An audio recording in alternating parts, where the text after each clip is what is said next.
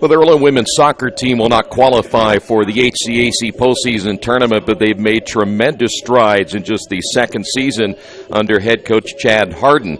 The Quakers have a chance to win 7 matches if they win their final 2 contests starting today against Transylvania, Saturday on the road at Manchester. Hello and welcome to Matlack Messer Stadium on the campus of Earlham College as we bring you the Farm Beer Insurance with Kevin Shear pregame show. Earlham comes in at 6-10 overall, 2-5 in the HCAC. Transylvania comes in this afternoon on this senior day at 5-9-2, 3-4 in conference play. And neither team is going to make the postseason, odds are. In fact, Transylvania will have to have a lot of help if they plan on getting into the postseason. As for the Quakers, they'll be shorthanded today because of some injuries to their squad and a sickness as well. We'll talk more about that coming up in just a few moments. Today, though, is senior day, and we will have those festivities coming up in just a couple of moments.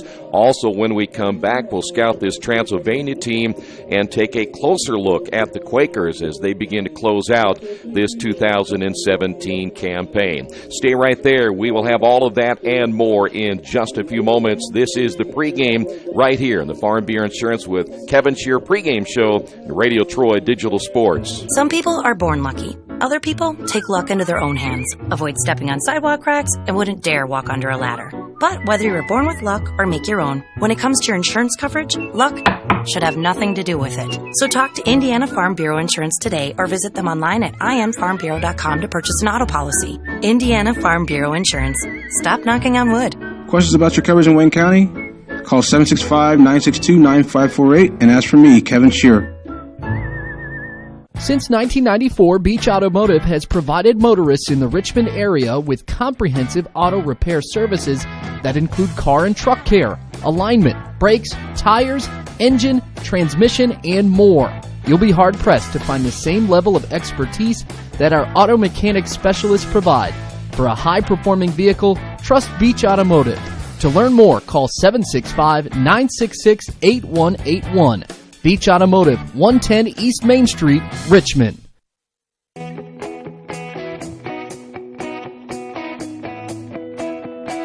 We check them better.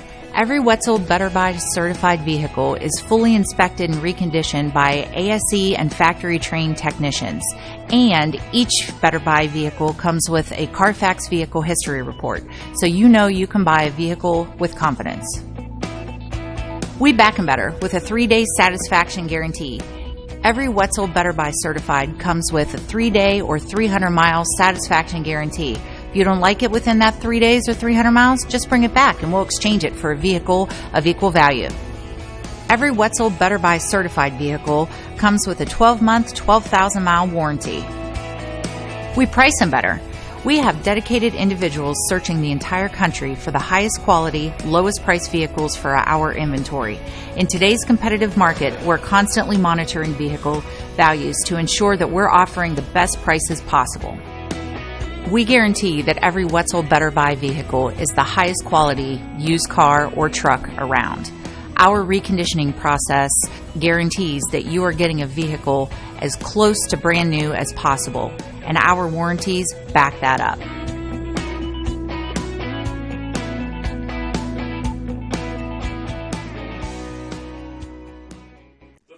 As mentioned, it is senior day. We will now go to the senior day activities. Only the 5 seniors on this Earlham soccer team.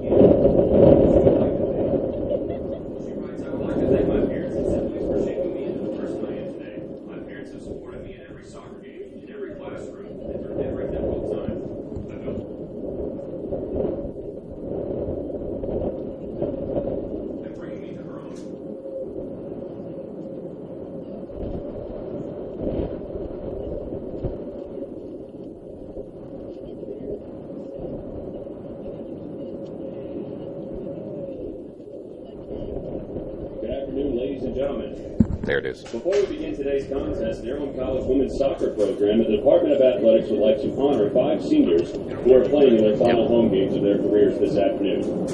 The first senior is Emma Hoffman. Emma is from Monrovia, Indiana, and joining her on the field are her parents, John and Susie Hoffman. People she would like to thank. She writes, and siblings for shaping me into the person I am today. My parents have supported me in every soccer game, in every classroom, and through every difficult time. I feel blessed to have been raised by such incredible people. I want to thank Shane Meredith for recruiting me and bringing me to Earlham. I will forever be grateful for the impact you've had on my life. I want to thank Vince Funzo, the women's soccer team's biggest fan. Your unwavering support does not go unnoticed. I want to thank Chad Harden for developing this soccer program and making it into something this community can truly be proud of. And last but not least, I want to thank all the soccer parents for supporting us at all of our games and providing us with great food at the post-game tailgates. For a message to the teams, to my fellow seniors, I want to say it's been a crazy ride, but we made it. I'm so proud of each of you and what you've accomplished together. I look forward to watching you succeed and seeing the impact you make on this world. To the youngsters, it's been an honor to be a member of this team. The result at the end of the game does not matter. What matters is the support you give to one another and the love of the game you share. Just remember to give 100% every time you step out onto the field and always play for your teammates standing next to you. As my dad always told me, soccer is a tool that helps you develop skills that you will make successful in your life. Never take for granted the gift that you are given and the opportunity you have to play soccer. These 4 years will fly by. Emma majors in biochemistry with a minor in psychology. Her plans after graduation. She plans to take a year off to study for the MCAT before applying to medical school. During her year off, she will be participating in research and volunteering at a local hospital. Ladies and gentlemen, Emma Hoffman. Our next senior is Faith Jacobs. Faith is from Austin, Texas, and joining her on the field are her parents, Betty Weed and Steve Jacobs. People she would like to thank, Faith writes. I would like to thank my parents for continuous support and love and for picking up the phone while I randomly called. I would also like to thank Bill and Teresa and all the other athletic trainers, chiropractors, and doctors who have helped me through my various injuries. Finally, I would like to thank the team for being one of the biggest reasons I came to Earlham. Our message to the team. I'm so excited to see the Earlham women's soccer program improving so much so quickly. I can't wait to hear about y'all making it to the conference in the near future. Remember to keep loving and supporting each other and working hard on and off the field. She majors in biochemistry, and after graduation, she writes, I hope to get a job as a research assistant in a DNA sequencing lab for a couple of years before applying to a graduate program in genetics or bioinformatics. Ladies and gentlemen, Faith Jacobs. Our next senior is Cassie Moore. Joining her on the field is her mother, Vicki, and her father, Garrett. The people she would like to thank, she writes, I want to thank both of my parents for coming to every single game. I really appreciated the constant positivity and encouragement, whether or not they drove 2 or 6 hours to watch me compete. And of course, big thanks for the post-game snacks. Thank you to Kate Franks and Shane Meredith for recruiting me to play at a school I've grown to love. Thanks, Kate, for the constant positivity and hard work you put into our program and team. Miss you lots. Thanks to Walt Listy for supporting my teammates and I by coming to our games and sending us highlights either in class or in our mailboxes. It means a lot. Thank you, Betty Elmu, for being such a huge influence on this soccer team. I wish I could have played with you for 4 years instead of just 1. I'd like to thank Michaela Bush for being such a great teammate, hard worker, and friend. I miss Starbucks runs, ice cream binging, and our venting sessions. Miss you lots. Thank you to our current coaching staff for taking the time out of your busy lives to coach our team. Your time, dedication, and effort means a lot. Our message for the team. My message for the team is to have fun. Simple as that. Just have fun. Kelsey's major is art with a focus in photography, and after graduation, she writes, I'm applying for graduate school as well as that I'm applying for the teaching program at Earlham. After either one or both of those programs, I'm going to travel more. I plan on traveling to every continent and teaching and increasing my photography portfolio while exploring different cultures and languages. Ladies and gentlemen, Kelsey Moore. Also, ladies and gentlemen, seniors Isabella Lopez and Abby Smith also joined their fellow seniors as they were honored on Saturday with their family members present.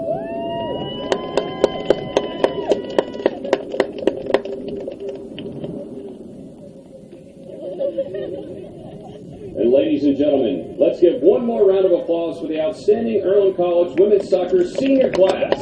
There you have the seniors again honored here this afternoon. We will come back. We are moments away from getting this one underway here at Matlack Messer Stadium on the campus of Earlham College. It's the Quakers and the Pioneers coming up next right here on Radio Troy Digital Sports. Wish me luck, wish me luck. We've all said it. Thing is, life doesn't run on luck. For most people, it takes careful planning. A lot more than, say, crossing your fingers or toes.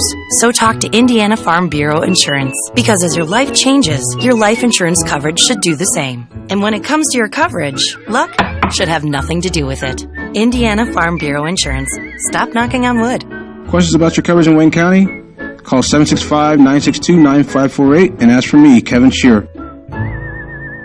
Big Boys Pizza is now open in Richmond, located at 1015 East Main Street, next door to the Civic Theater. The menu has great sandwiches, pasta, salads, and of course, pizza. Come dine in, carry out, or have your food delivered day or night, at home or at the office. Other locations are in Connorsville and Brookville. Bring in a sports ticket after any game and receive 10% off your purchase. Ticket must be dated for the same day as your purchase. Dine in, take out, or delivery, Big Boys Pizza.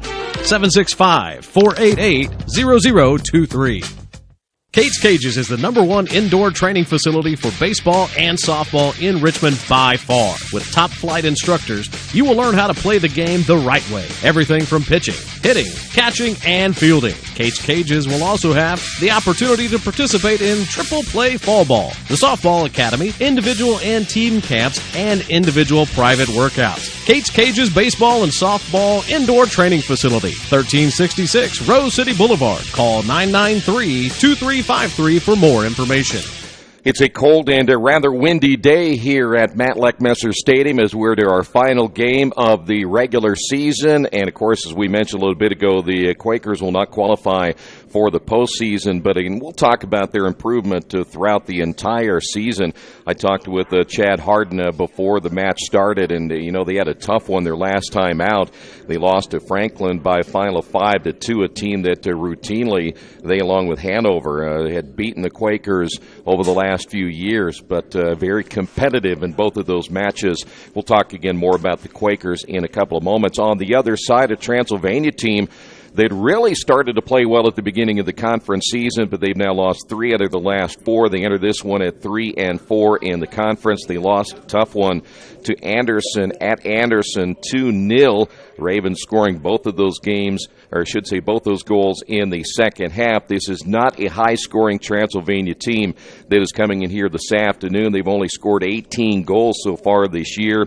They will not put a lot of pressure on Sari Stacey today. They only average just under 11 shots per game, only 78 shots on goal the entire season, and their shot on goal percentage is under 500 at .451, so it gives you a pretty good idea how they have struggled offensively this year. Their shot percentage at only 104 and 173 shots on the season. We'll put the tail of the tape coming up. These two teams side by side in just a couple of moments as well.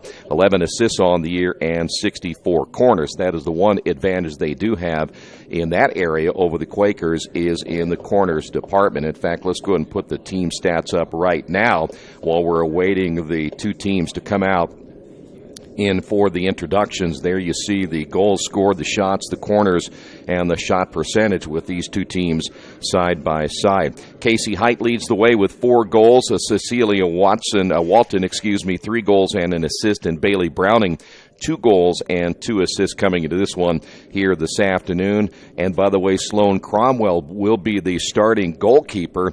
Certainly a little bit of a change there in the goalkeeping aspect because their top 2 goalkeepers, Haley Blackburn and Allie Barfield, both have goals against averages under 1.5. Barfield at 1.38 and Blackburn at 1.48. Now let's get to the starters for today's matchup. Today's Heartland Collegiate Athletic Conference contest featuring the visiting Pioneers of Transylvania and your Earlham College Quakers. The starters for today's match. First for the Pioneers.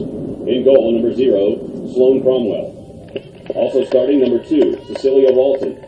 Number 4, Megan Wall. Number 5, Brett Edwards. Number 6, Bailey Browning. Number 8, Morgan James. Number 9, Abby Van Bussen. Number 10, Noelle Obata. Number 16, Ellie New. Number 19, Lindsay Sizemore. And number 23, Gabby Prevost. Transylvania is coached by Luis Reyes and is assisted by Sylvia Vasquez. And now it's time to announce the starting lineup for your Earlham Quakers. Starting in goal, number 1, Sari Stacey. Also starting number 3, Abby Smith. Number 5, Emma Hoffman. 10, Isabella Lopez. Number 11, Lydia Harvey. Number 13, Kelsey Moore. Number 14, Chloe Lomenzo. Number 15, Gianna Miller. Number 16, Jennifer Toyer. Number 18, Emma Lady. And number 20, Haley Beal. There you have the starters for this one. The match getting underway. Just a couple of moments right here on Radio Troy Digital Sports. At First Bank Richmond, we provide you with an excellent banking experience. Whether it's personal checking, savings, mortgage loans, consumer loans, retail lending, or trust and investments, you can count on First Bank Richmond. First Bank Richmond has been serving the Richmond area since 1887. For more information, give them a call at 962-2581 or go to their website at firstbankrichmond.com. For the past 35 years, Van Vliet Insurance has built a reputation of bringing a personal touch. That's because at Van Vliet, it's all about you, your needs, your life, and our town.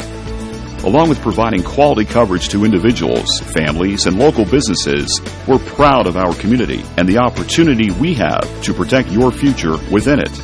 Van Vliet Insurance, an Erie Insurance representative. Hometown professionals at work for you. It's summertime, the kids are home, and traffic on your carpet is pretty heavy. Let Georgia Direct install stain-proof, waterproof carpet that's easy to take care of and gives your home a fresh new look. Georgia Direct has great-looking carpet, colorful tile, beautiful hardwood flooring, and more. And for the kitchen, the Georgia Direct showroom features lots of new cabinets and design ideas. Georgia Direct in Richmond, National Road East, exit 156A, just off I-70, next to Red Lobster. For price, selection, experience, and service, it's Georgia Direct. Hey, this is Steve, and out at Jiffy Lube the other day, a customer came in and said, Steve, this was my 100th oil change on this car, and you've done them all. Hi, my name is George Farrell, and I've been coming to Jiffy Lube for over 14 years. I recently just had my 100th oil change. I'd like to thank Steve Funkhauser and his staff for the great service that they've provided me over the years. Thank you to all, and I would recommend anyone to come to Jiffy Lube to get their car serviced. Jiffy Lube, #1 in customer satisfaction for a reason.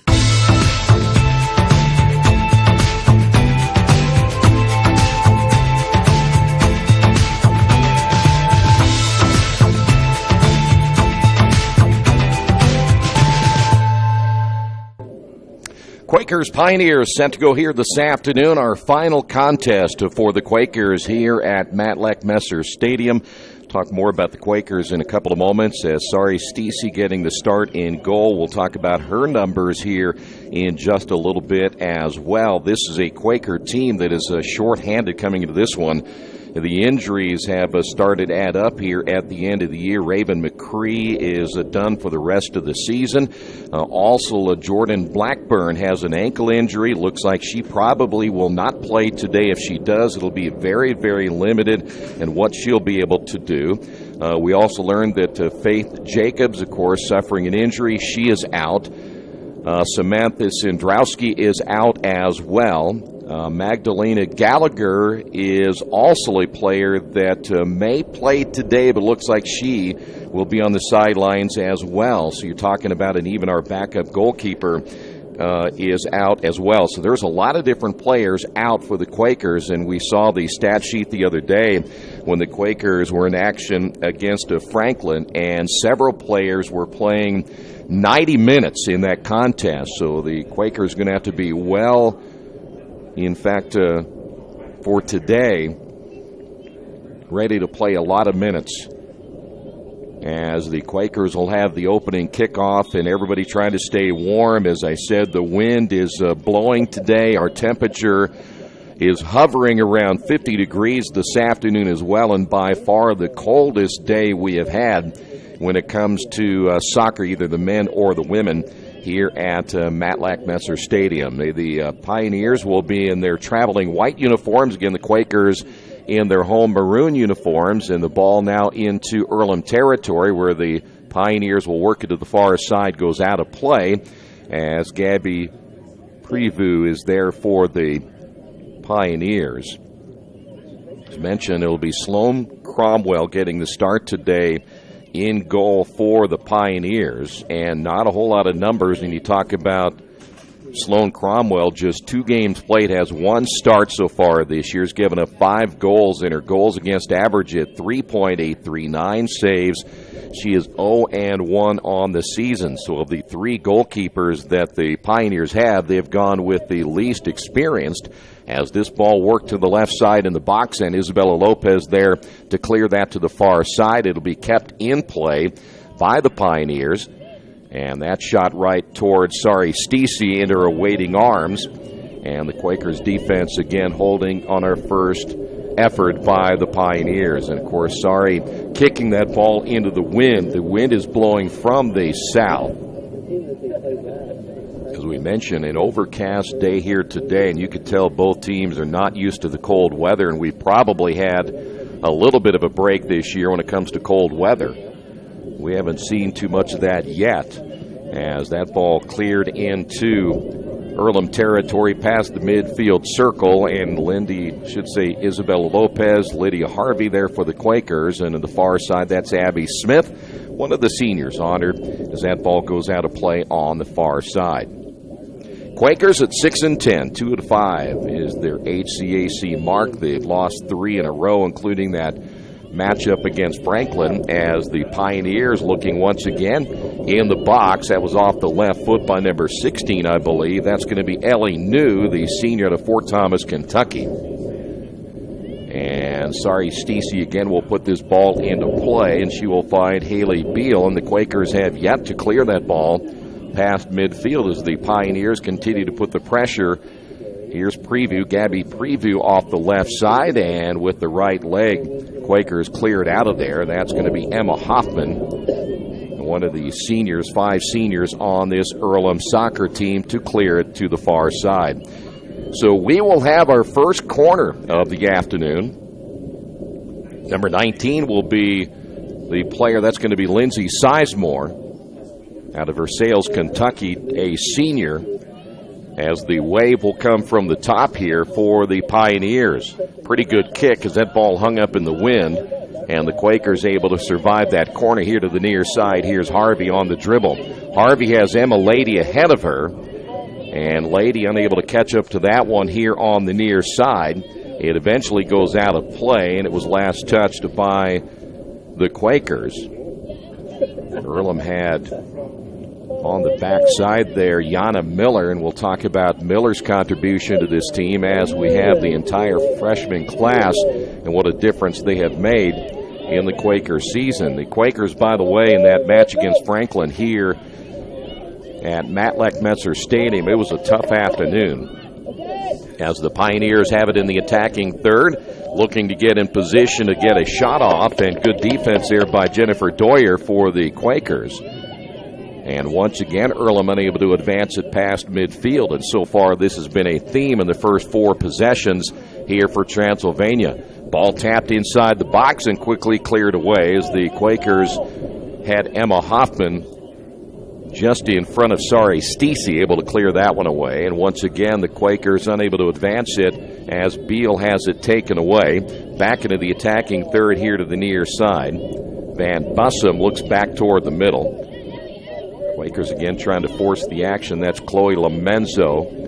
And Lamenzo's story's been a good one this year as well for the Quakers. There's Emma Lady, the sophomore out of Richmond, able to stop the attack by Ellie New. And we'll have a throw-in here on the near side as Van Bussum will try to put it in play. Emma Lady was there again for the Quakers, and this ball out just in front of the box, and Doyer here to the near side. Again, Earlham unable to get it out of their own zone. This one is right in front of Stacey coming in as well as Emma Hoffman, and Stacey quickly picks that one up and will take it to the far side. This is Kelsey Moore. Moore on the dribble, and we have seen the Quakers rarely get it past midfield, so there's some good news here. Here's Lamenzo. Lamenzo on the attack. As the Quakers get it into the attacking third, here once again is Lady to Lamenzo, and back out front to Lopez. Lopez working it back to Lamenzo. Kicks this one off to the left in the box, and the Quakers have Yana Miller there. Here is Lamenzo with the left foot. Good strike on the ball, and coming out will be Cromwell to grab that one for the Pioneers. Coming up on the 39-minute mark here in this first half of play. You know, the Quakers were outshot 29-7 in their matchup against Franklin, in which they lost it 5-2. That was a game that took place right here, as now the Pioneers look to go back on the attack again. Quakers have been in this familiar position so far here in the first several minutes. There's Emma Hoffman. Good job coming in to get the takeaway. Hoffman dribbling toward the sideline. Looks for Emma Lady. And the Quakers will try to go on the counterattack right here, but cannot do so. As again, the Pioneers able to get a takeaway. This one to the middle. Quakers have Haley Beal there to stop that kick. And the ball comes back outside now to Kelsey Moore. Quakers are attacking again into the wind. Here's Lamenzo. Will find Emma Lady. She went inside, intending that one for Yana Miller. And again, the ball comes back to the near side. Lady looks for Lamenzo. There's Beal and Lamenzo again, but Lamenzo goes down. We've had some rain over the last couple of days. Could be a factor here as well, as I would imagine this pitch might be a little bit soft. Obata in the box, strikes that one with the right foot, knocked down by Stacey. Good job by Stacey, staying right with it. And Obata unable to get the first goal of the afternoon as the Quakers a little give and go to the near side. Lamenzo tried to find Lady, and that'll be Brett Edwards, the sophomore out of Lexington, Kentucky. And now we have a battle for the ball in the midfield circle. And that'll be chipped by Ellie New, again right in front of the box. Stacey comes out, and a whistle, and that's going to be an offsides penalty against the Pioneers. They got number 2, Cecilia Walton. Walton, 3 goals and an assist, a junior out of Bowling Green, Kentucky. Quakers coming to this one today after being outshot in their last contest, 29-7, still putting up some much better offensive numbers. 36 goals, that is twice as many as Transylvania has coming into this one. The Quakers have shot at 149 on the year on 242 shots. So they're averaging about 15.1 shots per contest, which is giving them a huge advantage on offense. Abby Smith there for the Quakers, and also for Earlham is Chloe Lamenzo. Lamenzo all over the pitch, as she generally is throughout any contest we have done so far this year. Lamenzo is a spark plug that for Chad Harden is glad to have as a part of his program for the next 3 years, and a very talented freshman class. Transylvania again will set this behind as they'll work it back to midfield. Here's a look at Edwards. Edwards locked down by Lopez. Lopez once again looks to go on the counterattack, goes middle of the field to Beal. Beal to the outside, intended for Emma Lady. Here's Van Bussum, and this is going to go out of bounds on the near side back to the Quakers. Quakers with 138 shots on goal. Their shot on goal at 57%. Boy, you go back to last year and look at the numbers the Quakers put together on offense, and they are night and day. And here's Lamenzo sending that one ahead, intended for Emma Lady. Lady can't catch up with that one, as Brett Edwards there for the Pioneers, and we'll see the Pioneers go back on the counterattack once again to midfield. The Quakers able to come back with Isabella Lopez to stop the attack at midfield. Earlham sets it behind now to Hoffman. Hoffman works it now to the far side. There is Haley Beal there for the Quakers. Double teamed, ball comes loose. Yana Miller has it stolen away by Lindsay Sizemore. Sizemore and the Pioneers continue to put the pressure on this Quaker defense here in the first half. Beal again with a right leg. Good ball that time, but just ahead of Moore. And the Pioneers will set it from behind once again. There is Cromwell. The header by Lamenzo, trying to get that one into the attacking third again. Lamenzo with the left foot, quickly knocked away. And coming up will be Doyer for the Quakers. 50-50 ball here to the near side. Who's going to come up with it? It will be the Pioneers. That is Obata there for the Pioneers momentarily. There is Smith ahead to Miller. Lamenzo back to Miller. Once again, Lamenzo a little bit out of her reach as the ball comes to the left side of the box. Lamenzo tried to tap it by Megan Wall. Wall will step inside. The ball will go right to the end line and eventually goes out of play. And they'll say Lamenzo the last to touch it. And we are coming up on the 33-minute mark here in the first half. By the way, Chloe Lamenzo, what a year she has had, and we highlighted her in a couple of matches this season because of her ability to be everywhere. Quakers with the takeaway, and Miller.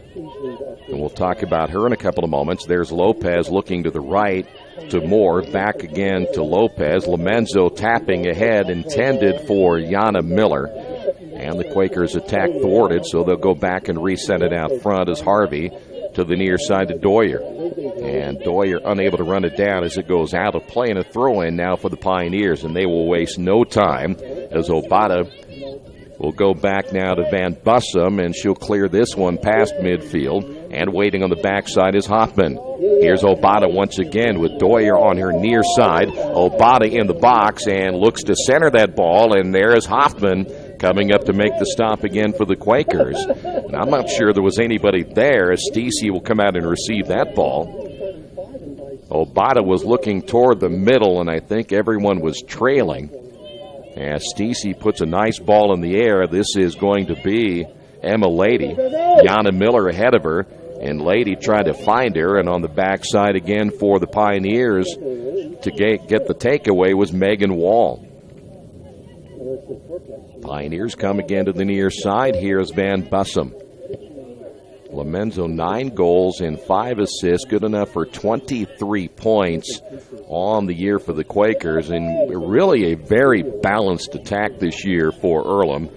The other freshman, Yana Miller, 9 goals and an assist, good enough for 19 points on the season. Jordan Blackburn was having a good year until she came up with the ankle injury. Blackburn had 6 goals before going down. And this is going to be a tough one here for the Pioneers as Earlham quickly back. Emma Hoffman always back on defense. And it looks like we have an offsides again on Transylvania. Mentioned Haley Beal, another very talented player for the Quakers. Beal, another freshman, 3 goals, 6 assists. She leads the team in assists. She has 12 points, and of course, Aaron Welsh, another one of those players who's had a good year, 3 goals, 9 points coming into this one. Pioneers again able to come away with the loose ball. And again, they'll look to attack to the near side, but that's out of the reach. Obata was on the near side, the junior out of Lebanon, Kentucky. So, Stacey. Stacey with this matchup today, and 28 goals given up this year, 123 saves. Her goals against average at 1.78. Save percentage at nearly 82% coming in. So Stacey's had a very solid year for the Quakers. Here's Beal working back to the inside. Lopez coming up. And right now the aggressors, at least for the majority of this one, is Transylvania's. They continue to get a consistent takeaway at midfield. Obata on the right side. High in the air as the header back to the inside. Quakers able to get it out of there. There's Doyer. She had help on the backside from Lydia Harvey. And again, the Quakers unable to get it out of their own zone. Ball will stay in the attacking third here for the Pioneers. Doyer again lifting high in the air. And that would hit wide off the right foot on the attempt by Cecilia Walton. Walton second on the team in goals scored for Transylvania with 3. And another good attack put together by the Pioneers here in the first half. Kick will be taken care of by Lydia Harvey for the Quakers. Good look on the near side to Lamenzo as the Quakers again playing with danger so far. And boy, I tell you what, that's a tough call there. If you're Transylvania, Obata goes down, thought she was fouled, no whistle. Quakers will take it with Lydia Harvey. And now the Quakers back the other way, more to the far side. She will jostle there with Morgan Janes, and Janes wins that battle, but the Quakers able to get a takeaway again with Abby Smith. Here's Hoffman. Hoffman ahead. Quakers look to attack in midfield. Here's Lomenzo. Another tap on the give and go. Good look at Beal. Beal looking right side, and the ball two down. Well, that was way down the field, intended that time for, I think it was no, I'm going to take that back. That's going to be Kelsey Moore, who's on her right side, but the ball was too far down the field. Here's Beal again, and it goes out of play. Last touched by the Pioneers. A throw-in now by Kelsey Moore. Here's Lomenzo. Boy, the Quakers, is Lomenzo unable to control that when it goes out of play. Quakers are going to have to play with these players getting a lot of minutes in here today and on a cold afternoon. They may be wearing down by the time we get to the second half, but it was, we mentioned, with all the injuries and one sickness on this team, this is a team that is going to be depleted going into that final match coming up on Saturday when they travel to Manchester. Beal went down, and that foul will go against Cecilia Walton. So Walton picks up the foul, and the Quakers have a kick from the spot as we come up on the 27-minute mark here in the first half.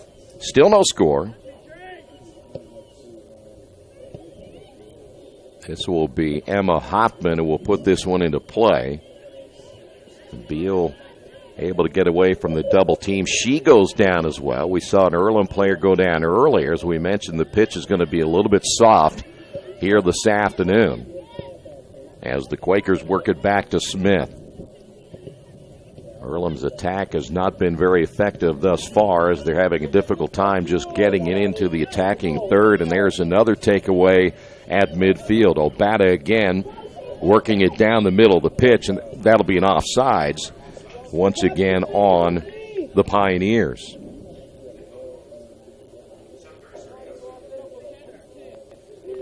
Quakers again will be back in action. Their final matchup at Manchester coming up on Saturday, and I should remind you that will be a 1 o'clock start time. And then Chad Harden will go back to work with his staff, looking to replace those 5 seniors and look to get another good freshman class in for next year. Here's Moore looking back to the middle with the left foot, a little chip shot intended for Emma Lady. Ball goes high in the air, in the box, a collision for the Pioneers, and the Quakers are going to get a goal.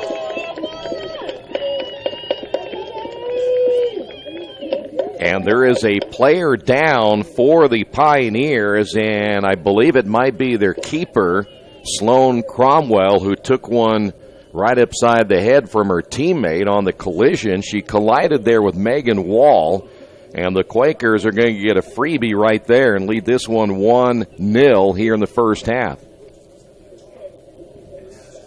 We will take a timeout ourselves while they will check on the keeper, as we have seen the first goal of the afternoon, and there you see it right there. Quakers on top of this one, 1-0. This is Earlham Women's Soccer and Radio Troy Digital Sports. Hello, my name is Kyle Schwarzkopf. I'm the manager of Kyle's National Road Auto, in business in Richmond since 1979. We employ ASE certified technicians, and we have over 80 years of experience. We work on all domestics and most European and Japanese cars. Give us a call at 966-1555. Kyle's National Road Auto Service. My name is Kyle Schwarzkopf, and I approve this message. Little Sheba's Restaurant and Zini's Place. Come join us in Richmond at 175 Fort Wayne Avenue or at our newest location in Centerville at 129 East Main Street. Grab one of our gourmet pizzas, a deluxe sandwich, steak or fresh salad, and an ice-cold beer or your favorite wine. Featuring live music every Tuesday, Friday, and Saturday, plus more in our smoke-free environment. 10% discount with a valid student ID. It's better than being home. New Vision Sports is a training program that focuses on the training and improvement of this serious-minded athlete, including all ages and skill levels. From creating customized workout plans to providing ongoing motivation and support, New Vision strives to help you achieve your training goals. Their trainers use a variety of effective workout plans based on your specific goals. New Vision Sports, 977-5831, or go to their website, newvisionsports.com. That's New Vision Sports with a Z.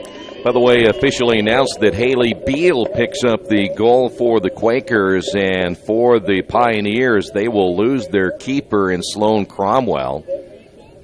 She is now heading toward the Transylvania bench. Again, a collision with their teammate Megan Wall, and that enabled Beal to get a wide-open look and a freebie goal, you might say, as we will see now.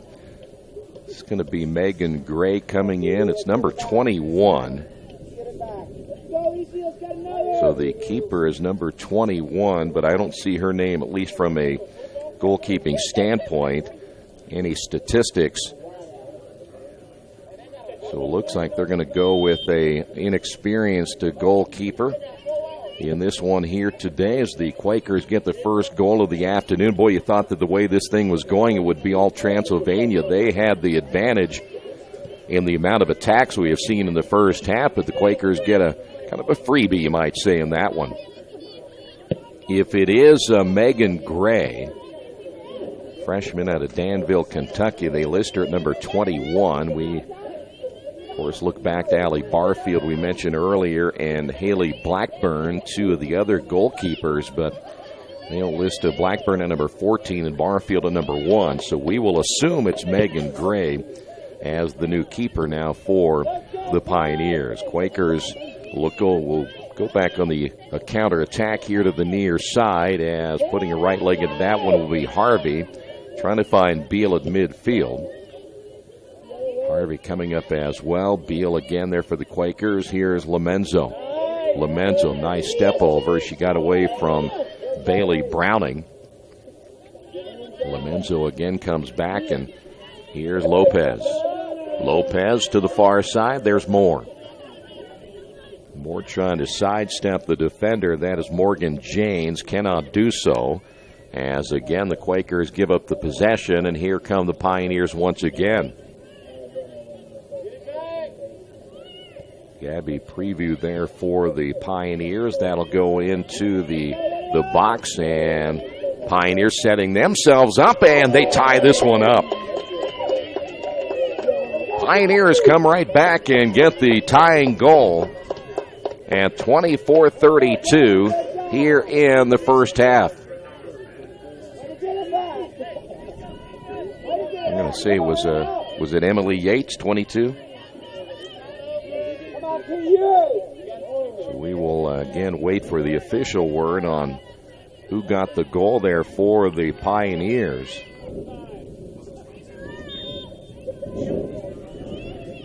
Numbers, and guys upstairs here know that those numbers are awful hard to read. They're white outlined in maroon, so it's sometimes hard to tell. Number 23, it was 23 they said. Preview, 23. Yeah. So they're going to say it was the number 23 Gabby Preview who made the goal. So we are tied at one apiece. Boy, just as quick as the Quakers ended up getting that early lead, Transylvania coming right back as they tie this one. Beal right behind her on the pass from Doyer. Not a good pass. Number 23, Gabby Preview. So Preview again, there's the announcement of the official goal, and we have a throw-in on the near side here for the Quakers. Earlham will work it to the far side again. That'll be Smith looking to the middle. Lopez. Lopez, a little back tap intended for Beal. Lopez again. This time will work it to the far side to Moore. Well, the senior class, the 5 seniors that are on this squad, they went through a very, very tough year last year under Chad Harden's first year, and here is Beal again, as Beal with the right leg, and awaiting for that one will be the keeper, Gray. Did you go back to a year ago, this Quaker team They could not score. And it led them to just one victory a year ago. And with the 6 wins they've had this year and other matches they have certainly been very competitive in, and matches they could have won this year, it's been quite a turnaround. So these seniors have to feel pretty good that maybe they have helped lay a foundation for success in the future, as Stacey will gamble and come out. And now the Quakers get it. Doyer here on the near side. Intended again for Emma Lady. Lady takes a hit from Van Bussum. I'll go back to that senior class. They can be proud that they were part of what we are going to hope to be a very competitive team in the Heartland Collegiate Athletic Conference over the next several years, with these talented freshmen and the underclassmen being a part of this team. Quakers into the attacking third. Here's Miller. Miller unable to grab that one as she will get double teamed, and now the Pioneers head back the other way. Obata once again, and will dump it behind as we come up on the 21-minute mark here in the first half. Get an opportunity, we will update you on the latest standings, and the top 4 teams in the conference will advance on to the HCAC tournament.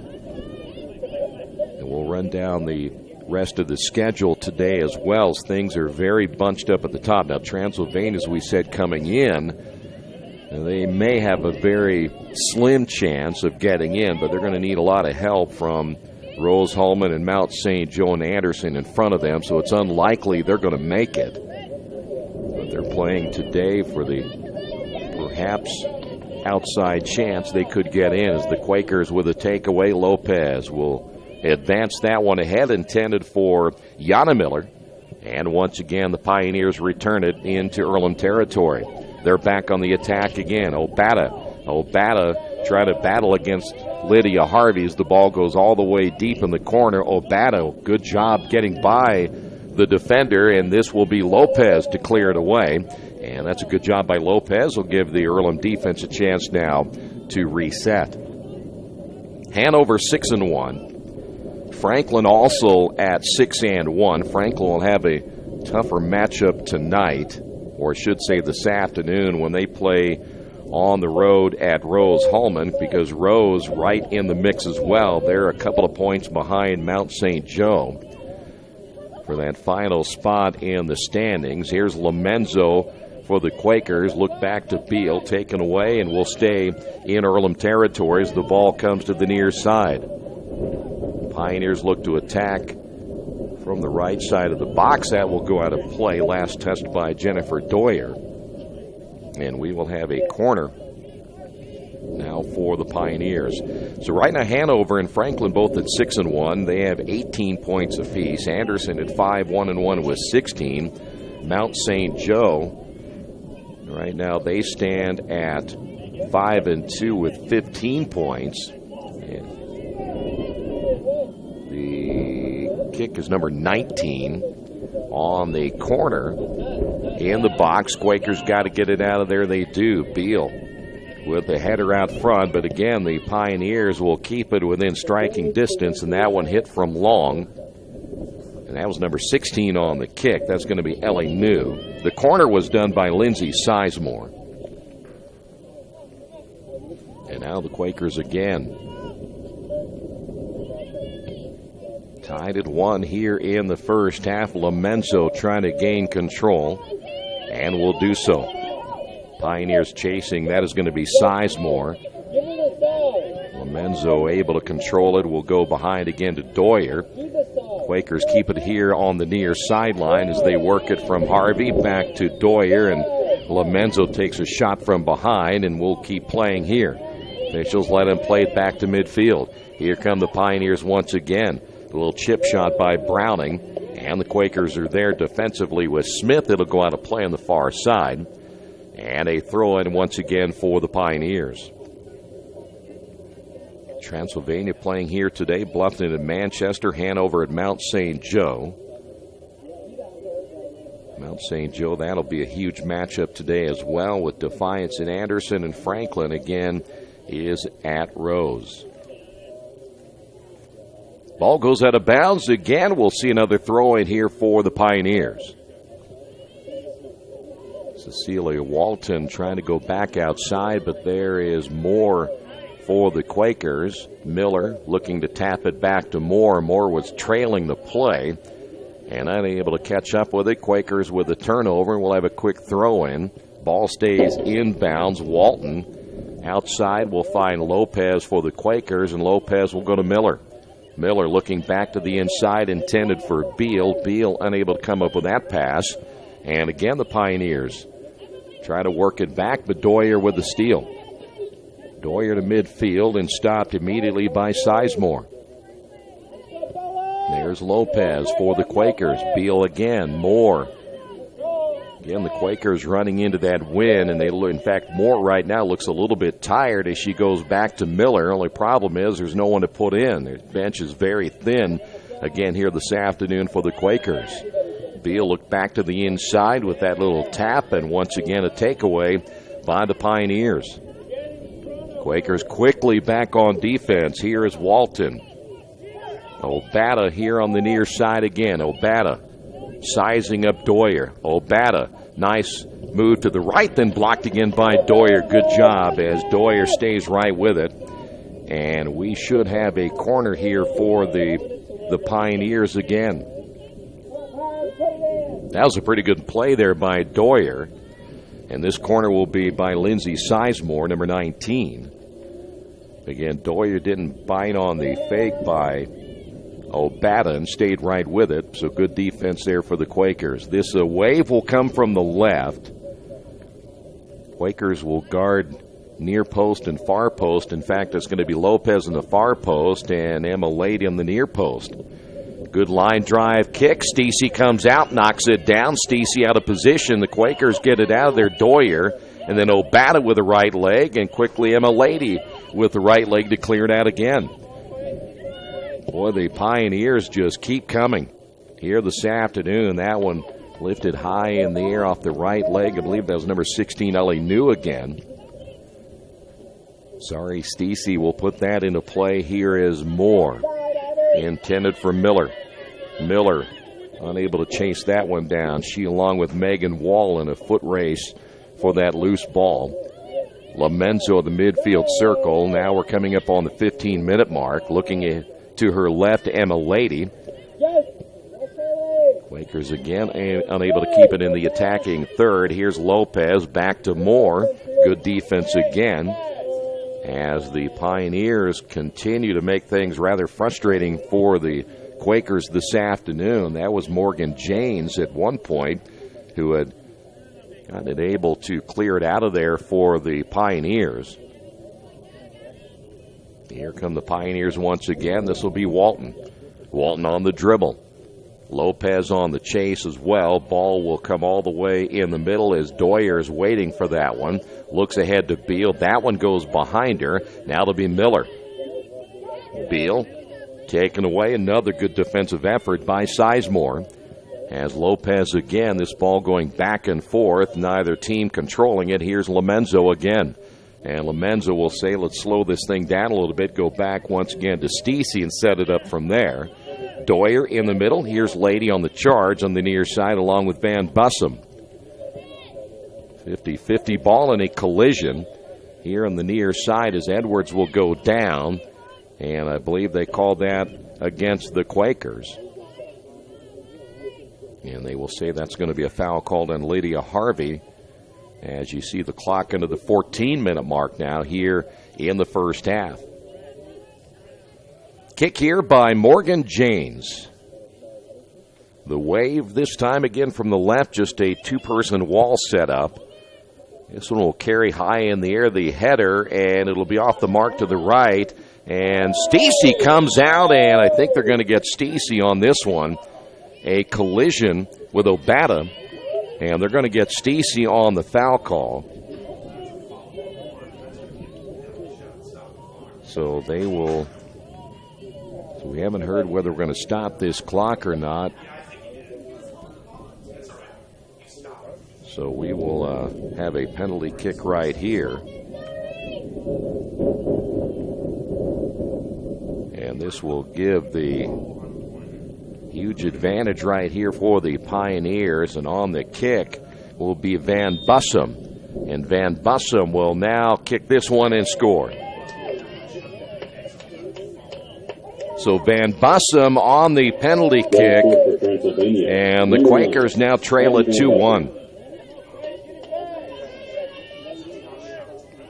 So Stacey gambled that time and ends up committing the foul and the penalty kick for the Pioneers. And there we stand it at 13-21.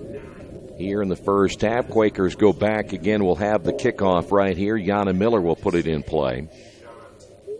So a costly gamble that time for the Quakers. So after Earlham got the first goal in this one, 2 unanswered goals here for the Pioneers. Here is Chloe Lomenzo for the Quakers on the attack. Lomenzo has it tipped away and stolen that time by Preview as Gabby coming up and just taking it away from Lomenzo. On the attack off the left side, this will be Walton. Walton working against Abby Smith, and Smith able to knock it out of bounds, and this will again give the Quakers a chance to reset on defense. Quakers have in the lineup Jordan Blackburn. We mentioned Blackburn as there's a bicycle kick that time, and a little back kick attempt there by Obata. And Stacey there for the Quakers, but let's go back to Jordan Blackburn. We mentioned Blackburn and what she has been able to do this year, but slowed down by the ankle injury she suffered earlier this year. But Blackburn's going to give it a shot right here. That is Blackburn. This will give the Quakers an extra scoring option. Lomenzo on the chase as James is there. Lomenzo to the middle, Yana Miller. A collision in the box. Miller able to keep it. Here's Blackburn again. Blackburn with a right tap, and that'll be Miller with a left leg into the awaiting arms of Megan Gray, the keeper. Well, Blackburn does add a new dimension if you can keep her in the lineup. As Blackburn again, the third leading scorer on the team along with Haley Beal. Of course, Beal picked up the goal earlier, so now the fourth leading scorer on the season is Jordan Blackburn. Quakers back on defense again. Here is Walton. Walton all the way in the corner, and good defense by Hoffman to get the takeaway. Can Hoffman keep it in bounds? It'll roll all the way up the sideline and eventually goes out of play. And a quick throw in here by the Pioneers. Smith trying to get a takeaway herself. There's Hoffman again. Hoffman went down. She collided with Cecilia Walton. And Hoffman is still down as well. Official will come over and check on Hoffman to see if she is okay. We had already seen earlier Sloan Cromwell go down for Transylvania, and since she has been out, the Pioneers have come back to take a 2-1 lead. So apparently Hoffman is okay. The Quakers will have a kick. We may see some new players coming in here pretty soon for the Pioneers. You can see a few of them getting warmed up on the sideline. That was intended for Beal. She along with Bailey Browning battling for that loose ball. It'll go out of play and a throw in once again for the Pioneers.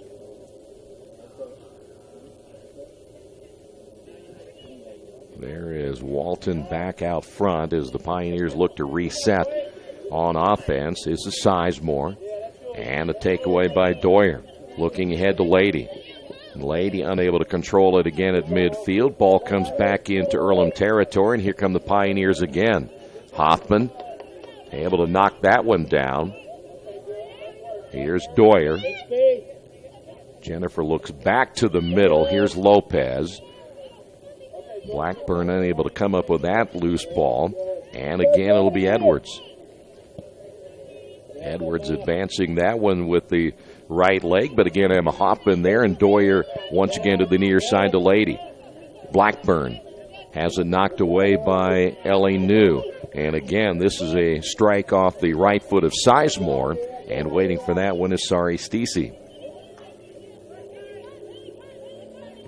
Stacey working to get that ball as far as she can on the right arm as Beal was there. Quakers again working to the far side and unable to get it in play. I'm not sure who might have been there. In fact, it might have been intended for Chloe Lomenzo.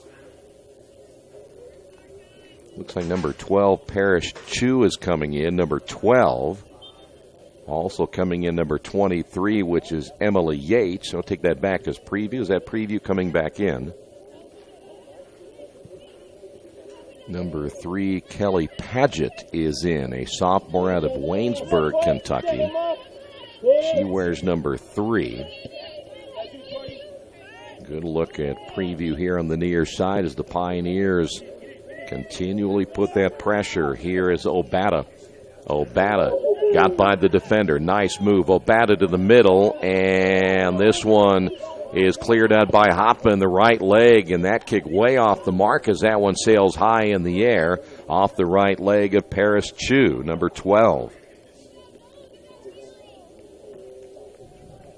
Earlham does not want to fall down in this one. They're already down 2-1, and to give up another goal here in the first half, the Pioneers again have been the aggressors from the start of this one. And now putting this one in play for the Quakers once again on the kick. This will be Lydia Harvey. Harvey plenty of backspin. Beal able to knock it down. Hoffman looking to her right. And we'll get it now to Yana Miller. Miller to Lomenzo. Lomenzo streaking up the right sideline. Draws a double team herself. Lomenzo unable to hold on to it as Morgan Janes has the takeaway. Quakers again trying to advance it with Beal. But I tell you what, though, is Browning all over Beal on the sideline. And the ball will go all the way into Transylvania territory, and a little fancy footwork that time by Megan Wall, just trying to keep it away from Haley Beal, and it goes out of play. And we'll see the Pioneers with a throw in from the side. By the way, we have volleyball coming up later tonight. We will get out of here, and the Earlham volleyball team, I think they're playing their final match of the season. I think they still have an outside chance of qualifying for the HCAC tournament, as they'll be in action tonight at 7:30. We'll be on the air at around 7:20 as the Quakers trying to work it again and unable to do so as a takeaway by Sizemore. This one now is offsides again on the Pioneers ahead of the field. That was Parrish Chu. And offside again by Transylvania as we come up on the 6-minute mark here in the first half.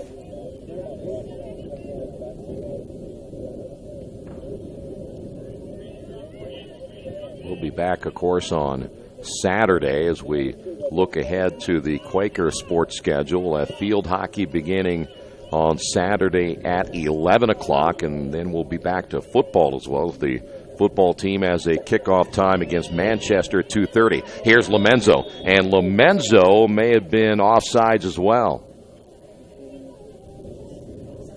That's a tough call against the Quakers. Lomenzo on the attack from the right side, but they'll blow that one dead. And once again, the Pioneers try to go on the attack as Lomenzo there for the Quakers. It went out of play right in front of the Earlham bench.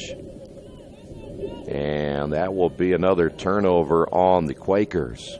Chad Harden and his entire staff and everyone else over there on the sidelines really kind of looking at the official that time on the call on the last one as Lomenzo will go inside and trying to make the attempt was Emma Lady. She ends up kicking a player from Transylvania and might have hurt her right leg.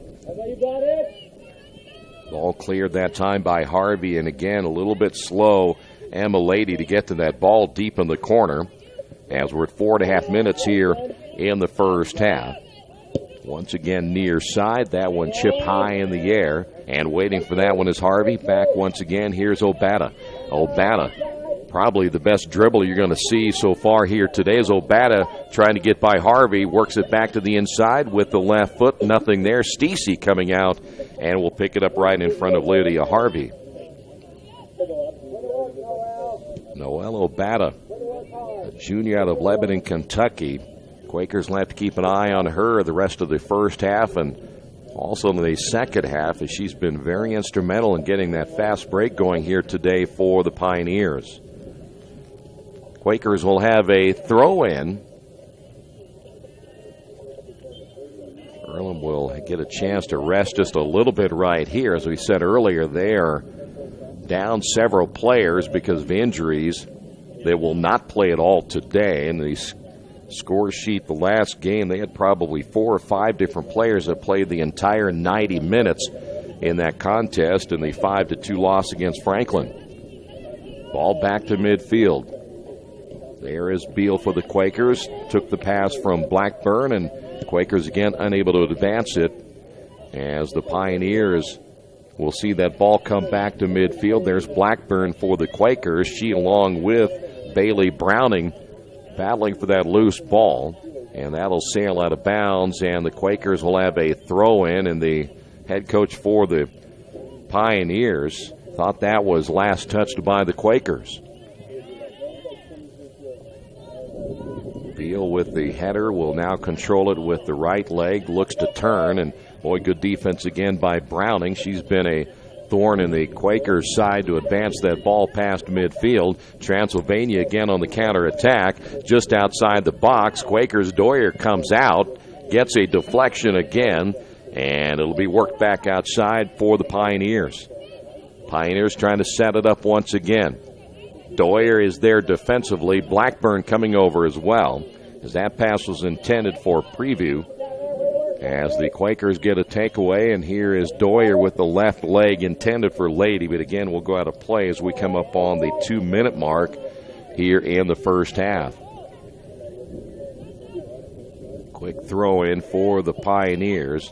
Obata with the header on the top, in fact outside the box. On the attempt, looked like that was number 6 on the shot that time. That's going to be Bailey Browning. But too far away. In fact, she was probably a good 15 feet outside the box. As now the Quakers will go back. Could be their final attempt, at least to get the offense rolling here in the first half with just over a minute remaining. Lady, boy, she took a shot to the near side as well. Physical play by Preview.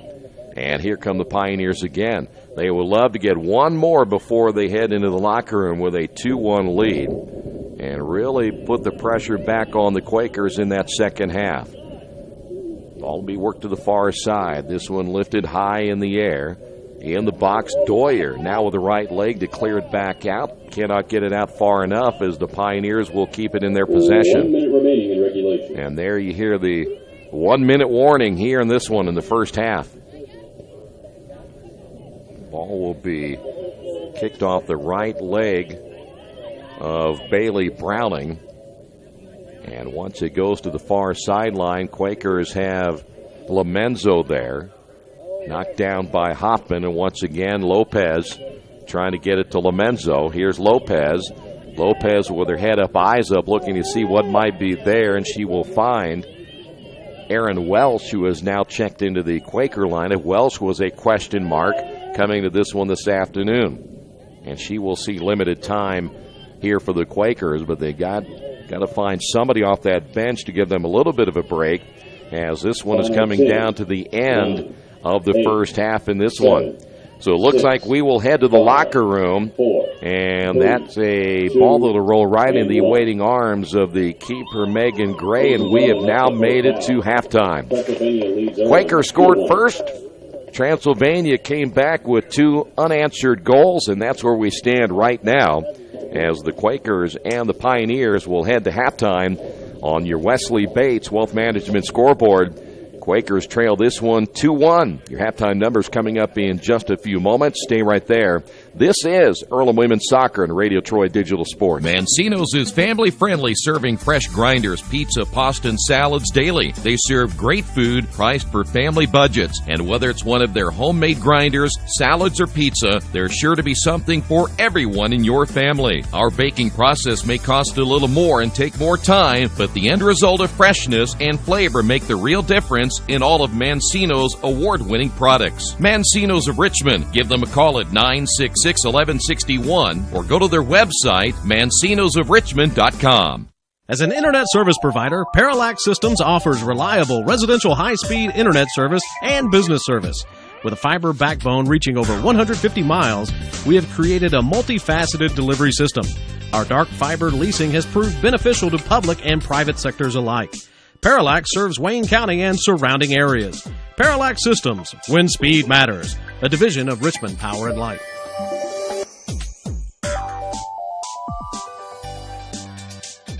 The Purdue Polytechnic Institute in Richmond is part of a statewide network that offers the same technology degrees available in West Lafayette. The benefit of earning your degree at the Richmond location is that the campus is small enough to provide you with dedicated one-to-one attention while you earn your degree from Purdue University. Purdue Polytechnic of Richmond. Give them a call at 973-8228 or go to their website for more information at polytechnic.purdue.edu.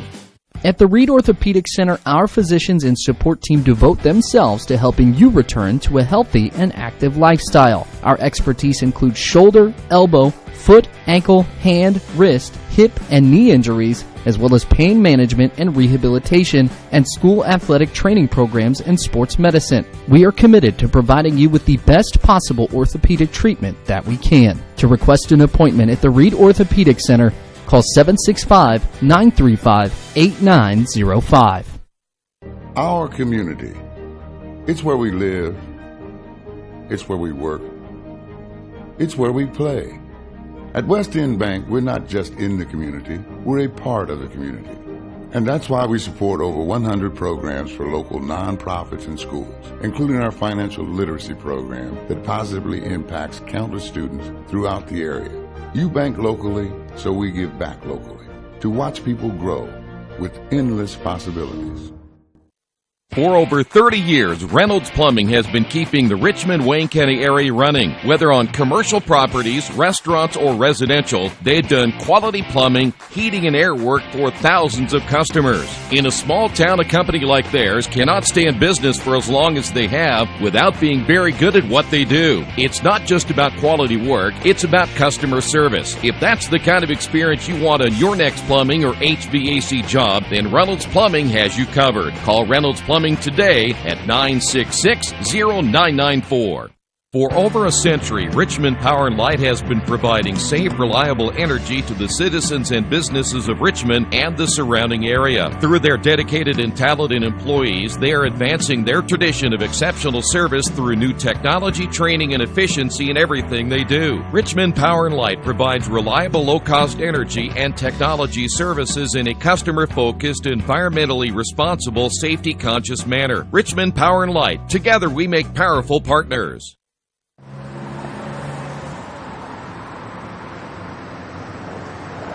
I got this.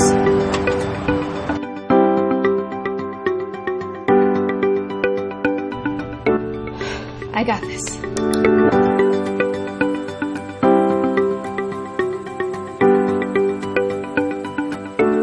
I got this. At Harrington Hogue, we believe your life belongs to you. That's why we work hard to make sure that your insurance coverage is the last thing you have to worry about. So when it comes to keeping you protected, we got this.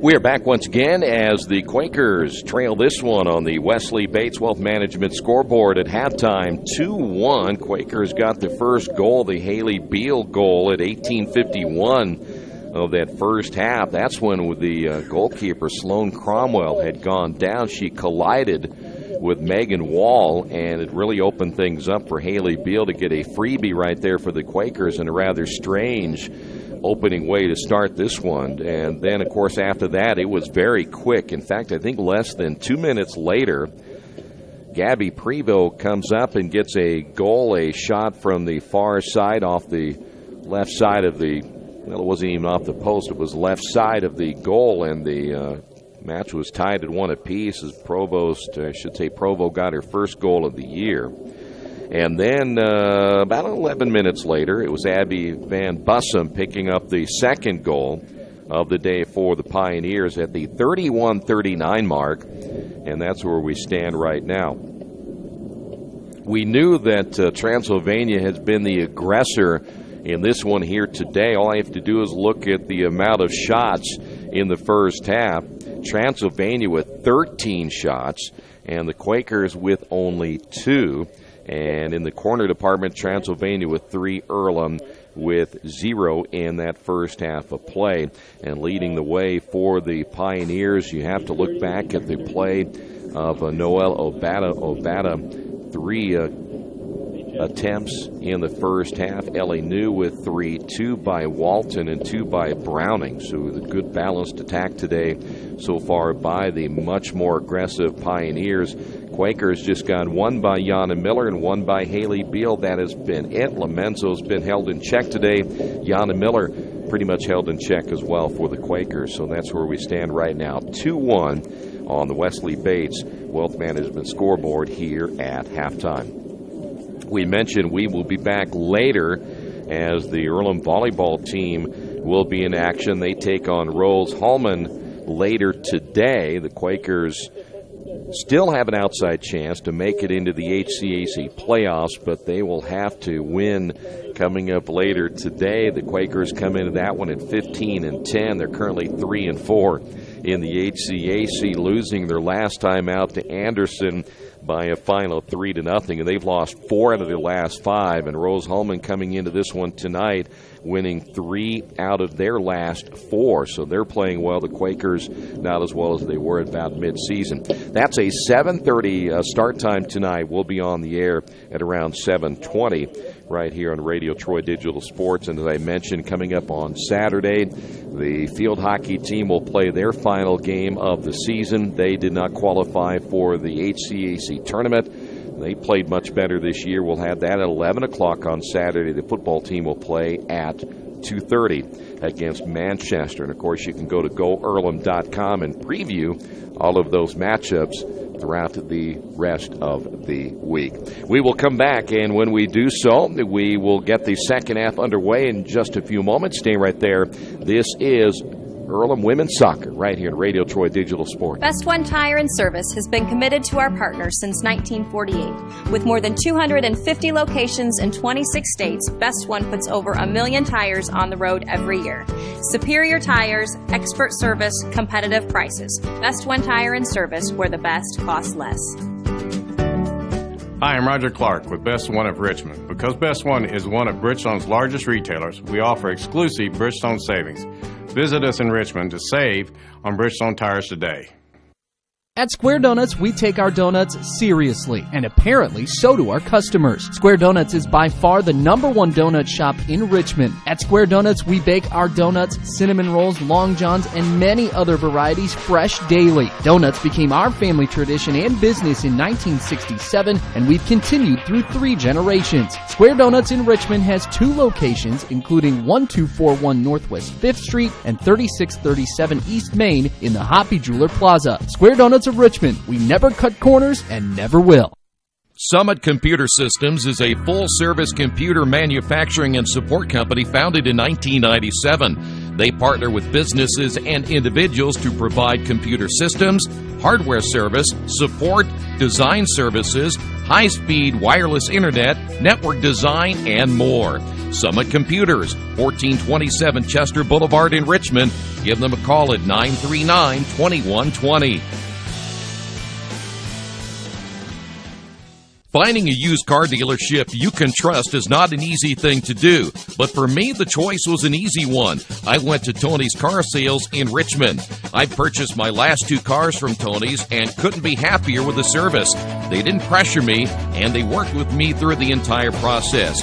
If you're in the market for a great used vehicle, get to Tony's Car Sales in Richmond, 250 National Road West, or give them a call at 962-5665, or go to their website, tonyscarsales.com.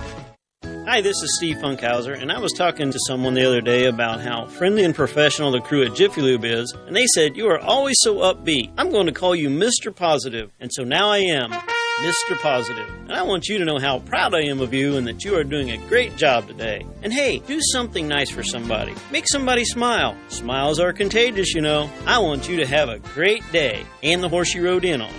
Jiffy Lube. Fast, friendly, professional. I'm Mr. Positive, and I approve this message.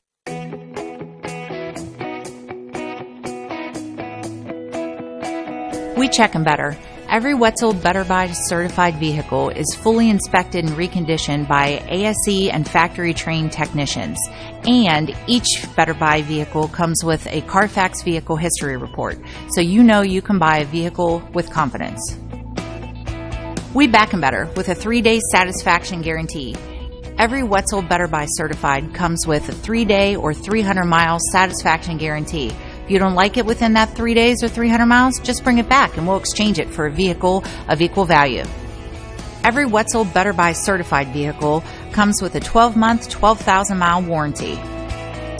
We price them better. We have dedicated individuals searching the entire country for the highest quality, lowest price vehicles for our inventory. In today's competitive market, we're constantly monitoring vehicle values to ensure that we're offering the best prices possible. We guarantee that every Wetzel Better Buy vehicle is the highest quality used car or truck around. Our reconditioning process guarantees that you are getting a vehicle as close to brand new as possible, and our warranties back that up.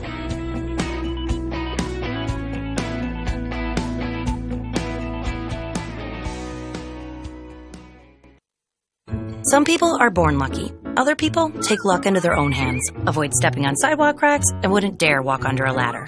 But whether you were born with luck or make your own, when it comes to your insurance coverage, luck should have nothing to do with it. So talk to Indiana Farm Bureau Insurance today or visit them online at infarmbureau.com to purchase an auto policy. Indiana Farm Bureau Insurance. Stop knocking on wood. Questions about your coverage in Wayne County? Call 765-962-9548 and ask for me, Kevin Shearer. Since 1994, Beach Automotive has provided motorists in the Richmond area with comprehensive auto repair services that include car and truck care, alignment, brakes, tires, engine, transmission, and more. You'll be hard-pressed to find the same level of expertise that our auto mechanic specialists provide. For a high-performing vehicle, trust Beach Automotive. To learn more, call 765-966-8181. Beach Automotive, 110 East Main Street, Richmond.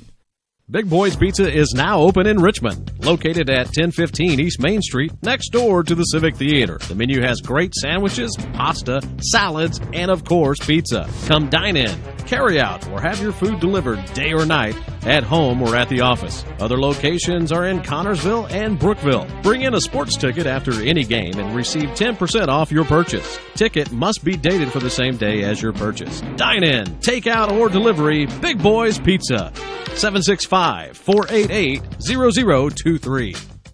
Kate's Cages is the #1 indoor training facility for baseball and softball in Richmond by far. With top flight instructors, you will learn how to play the game the right way. Everything from pitching, hitting, catching, and fielding. Kate's Cages will also have the opportunity to participate in triple play fall ball, the softball academy, individual and team camps, and individual private workouts. Kate's Cages Baseball and Softball Indoor Training Facility, 1366 Rose City Boulevard. Call 993-2353 for more information.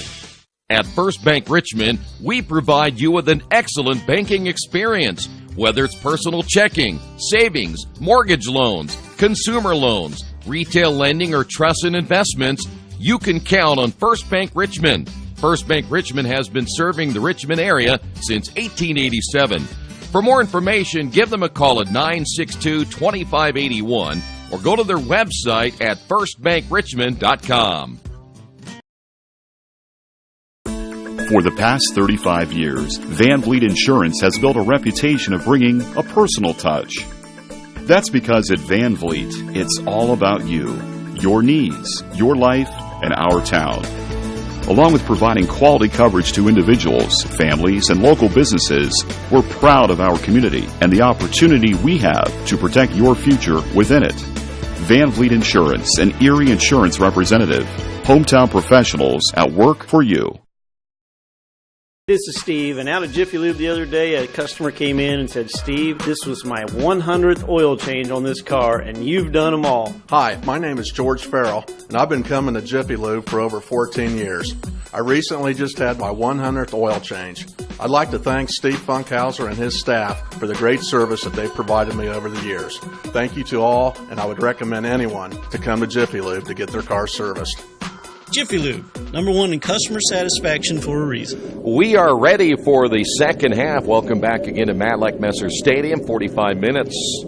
And the Quakers will see their regular season come to an end here at home. They'll finish it out on the road at Manchester coming up on Saturday as Transylvania will have the opening kickoff to begin this second half of play. Quakers again now will attack from left to right. They will have the wind behind them here in the second half as the clouds starting to move away a little bit, so things will start to get a little bit cooler as we go along. And you can kind of tell from here the players very, very cold here this afternoon. It's been that kind of day, and again, we've been pretty lucky weather-wise as far as the cold weather goes so far this year. Brett Edwards on the right side against Doyer, and Doyer has that one deflect off of her leg and out of play. We'll have a corner here for the Pioneers. This will be for the Pioneers, I believe, their fourth corner of the afternoon. You have 3 in the first half, and they open up immediately with a corner here in the second half of play. Let's see who's deep in the corner. That'll be number 19, which is Lindsay Sizemore. They'll have that wave you see coming from the top left, and Sizemore, a good ball, and right in front of Stacey, knocks it down with both hands. Good job by Stacey, kept it alive as Hoffman was able to come get it as well. That's Beal on the near side. It goes out of play, last touched by Browning. So the Quakers have a throw-in as Abby Smith will put it in play. Emma Lady for the Quakers. Preview there for, again, the Pioneers. They'll keep it in Earlham territory and work it to the far side to Edwards. Edwards trying to set things up right at the box against Doyer, and Doyer takes her all the way to the end line, and we'll have our second corner already. 2 corners within the first minute and a half of this one. It looks like it'll be number 19 again, which is Lindsay Sizemore. This time the Pioneers are going to place a couple of players right in front of the goal. See where this ball will be placed. Right where she wanted it to be, as the attempt by Wall is not there, and neither did Edwards, who had a header back to the outside, was able to get that one close. But again, the ball stays in the attacking third, deep in the corner. Lamenzo battling down on the end line along with Preview. And again, we'll see the Pioneers keep the possession and bring it all the way to midfield. Here's James. Quakers chasing. In fact, everyone far behind other than Moore out front, along with Yana Miller. Obata here to the near side again. This will be Preview. Good look at Walton looking to the inside. Obata in the box with the left leg, and that one just wide of the post on the right side. Pretty good effort by Obata,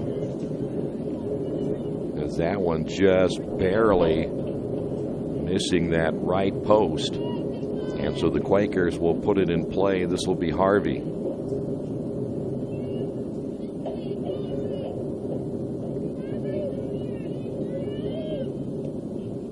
Well, a slow start here in the second half for the Quakers on offense as they continue to try to find a formula to get themselves into scoring position, but it has not been an easy one here this afternoon, as again the Pioneers will have a throw-in. This will be Edwards. Moore able to get the takeaway, and will try to get it to Lady. Lady has it go out of her reach, and another takeaway again for the Pioneers. Ball lifted high towards Stacey, off the right leg of Sizemore.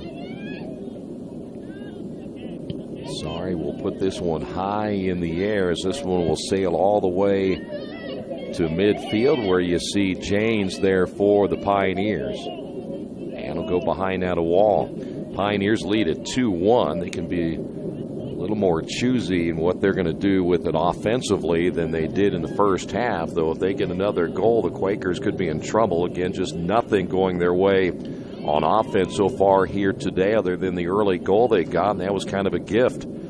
Here's Beal.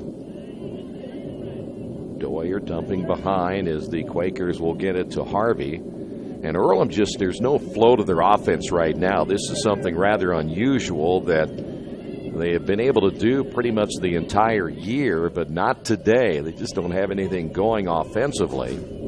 As Doyer looks behind once again to Harvey. Again, unable to advance it past midfield, as the Quakers will have Doyer come all the way out to midfield herself. Now, generally, she's been playing back along with Emma Lady, as well as Hoffman on the back of that defense. Here is Lady. Will push this one to the near side. Lamenzo is there. Lamenzo with the right leg, and then nice play defensively by Megan Wall. Lamenzo battling for the loose ball on the near side, will come up with it. Lamenzo, nice move to the right. That will ricochet high in the air. And once again, Megan Wall was there for the Pioneers. And the Quakers will have a corner. And this will be Kelsey Moore for the Quakers on the right side. Quakers going to put most of their players to the left and high above the box. Just one right in front of the goal. That's Lamenzo. This is a line drive kick by Moore. Emma Lady will get it back to Moore, and Moore again lifting in the air, and that one just wide to the left. It was over the reach of Megan Gray. And the Quakers nearly came up with a nice goal that time, as Moore came right back off that pass from Emma Lady and nearly made it a 2-all contest. Good effort again by the Quakers. By the way, that's their first corner of the entire match.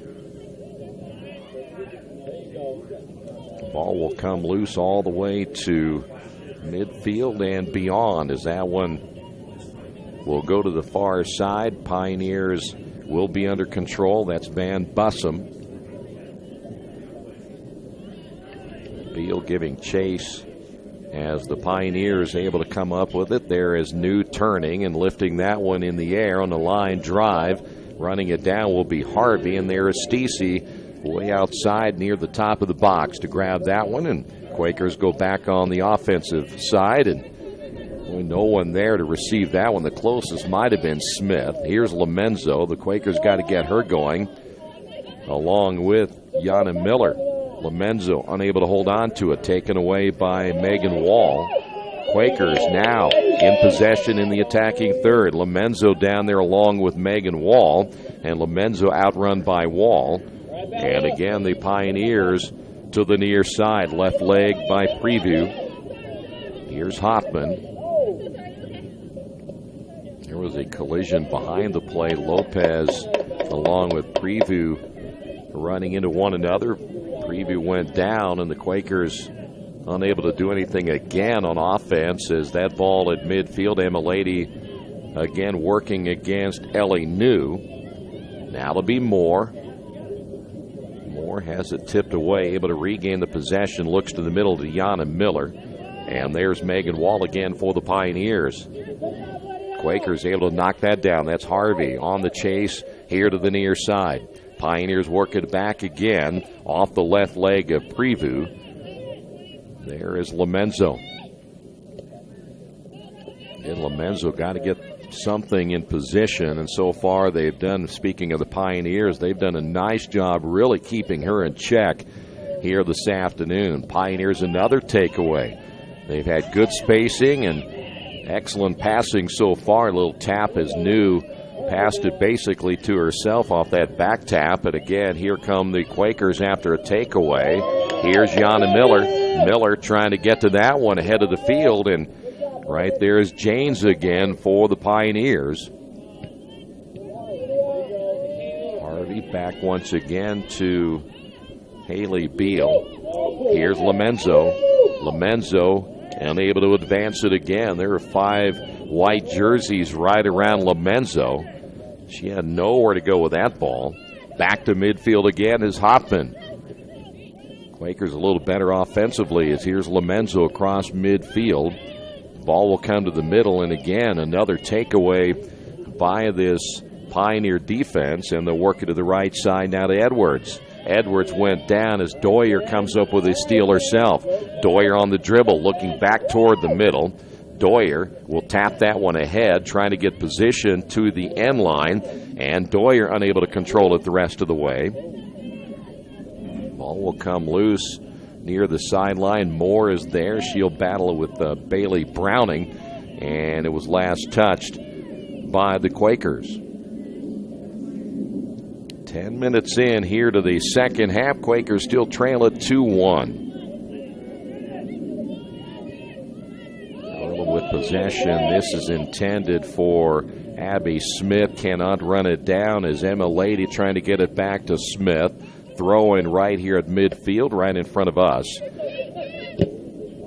Bata working near side. Quick throw in once again by Preview, and here come the Pioneers. They will have it in scoring position. Tap to the right side. Ball in the box, and that one is reached up as Stacey makes the save. We'll have a corner, but that was a heck of a play by Sari Stacey. That may have been number 16, Ellie New. Just over the crossbar, but thanks to the outstretched arms of Sari Stacey, able to save a goal. As now we'll have a corner. This will be, again, Lindsay Sizemore. Sizemore will have that wall from the top, and it's a strong wall with one in the middle. There's the header right to Stacey.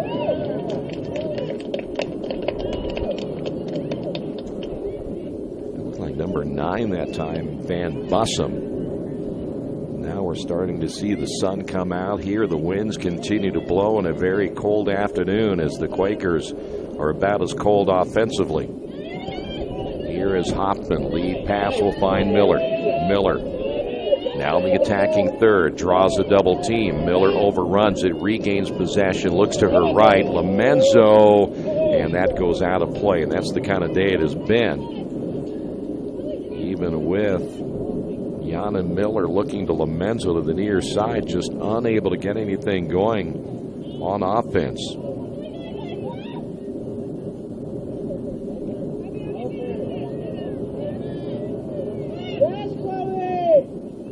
We'll see the Pioneers go back on the counterattack as New looks toward the middle. Here is Sizemore again. Quakers are doing a lot of chasing on defense. That gives you a good idea of what the Pioneers have been able to do today in their aggressive style, and they have really made the Quakers work on defense. Hoffman will knock it out of bounds. And they'll say it was last touch, though, by Cecilia Walton. We'll have a change coming up for the Pioneers. Looks like we will see Keely Chafin come in, a freshman out of Lexington, Kentucky, in the next dead ball opportunity. But again, today's a day where the Pioneers have a little more depth to work with because of the Quakers' injury situation. They did get Blackburn in that first half. We did see a little bit, not only of Blackburn, but Aaron Welsh, who was a question mark coming into this one. Free kick near side. Go to the top of the box. ball is loose, 50-50 ball available, eventually won by the Pioneers. Now they have an opportunity with the left foot right to Stacey. Left foot attempt by Preview. And the junior out of Knoxville, Tennessee, unable to make it a 3-1 contest. As we're at the 31-minute mark, and again, ball in the box, got to get it out of there. Quakers trying to hustle after that one, and off the left foot high over the crossbar again by Sizemore. As we mentioned, we'll see Chafin coming in now for the Pioneers. And coming out of the lineup will be Ellie New, the senior out of Fort Thomas, Kentucky.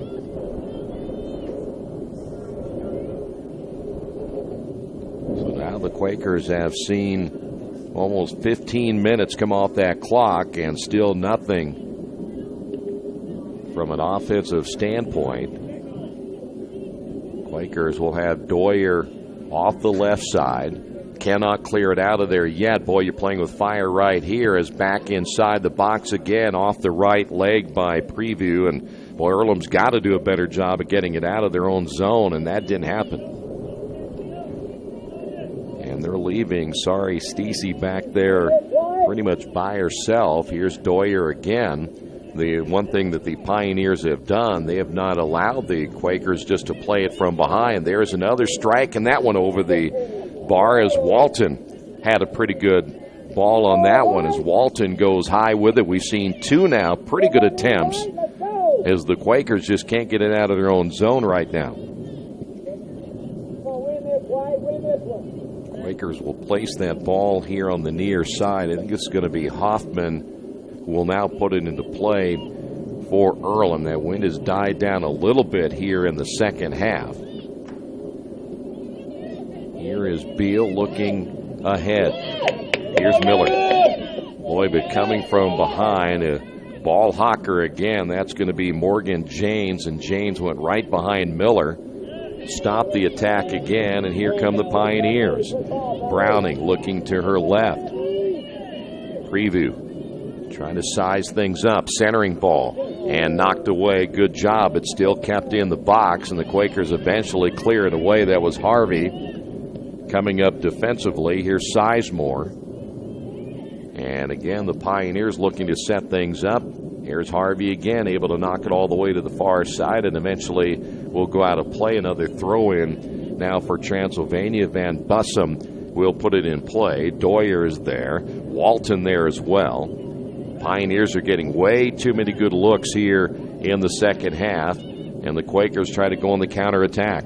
Here's Moore.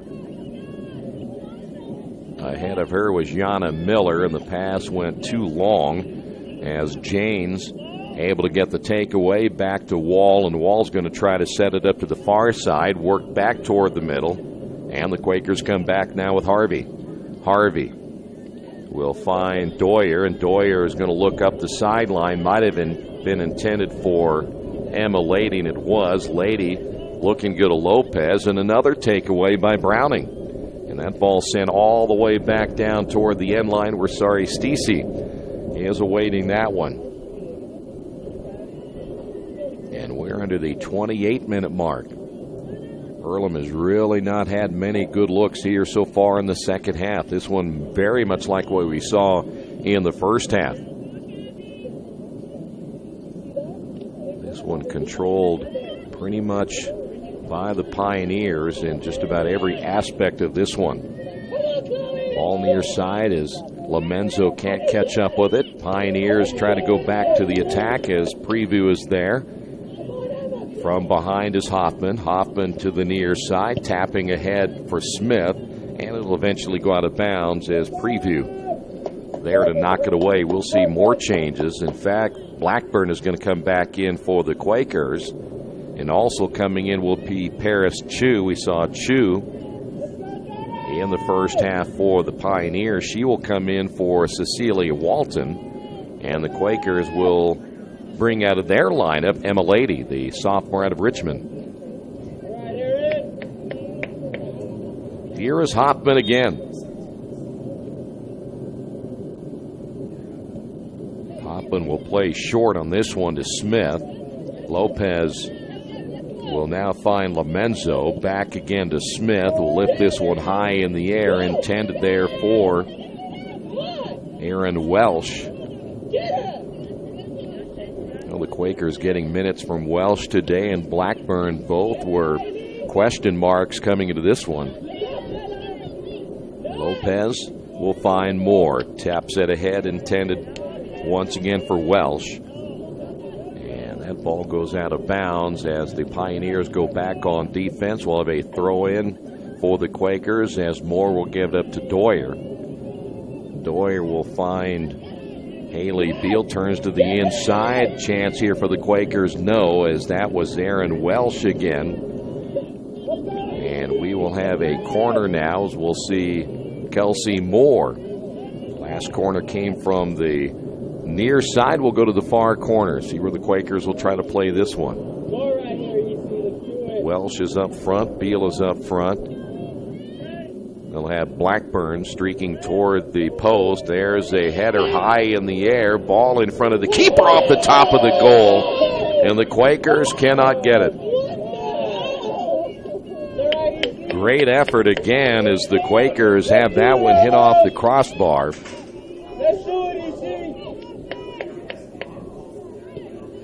Ball comes again to the near side as Quakers try to make this a 2-all contest. Came awful close that time as Earlham again here on the near side. Goes out of play, a throw-in now by Abby Smith. Smith will find Lomenzo. There's Obata to clear it out. Quakers will keep it, though. Hoffman looking toward the middle. Lopez was there. And we'll go behind now to Harvey. Harvey to Doyer to the far side. Back to Lopez. For the Quakers, here's Blackburn. Blackburn has it taken away, but they're going to call a foul on the Pioneers. That was number 17, which is Chafin. Keely Chafin, picks up the foul. And they'll move Kelsey Moore back to the spot before we continue play. As we come up on the 24-minute mark now here in the second half.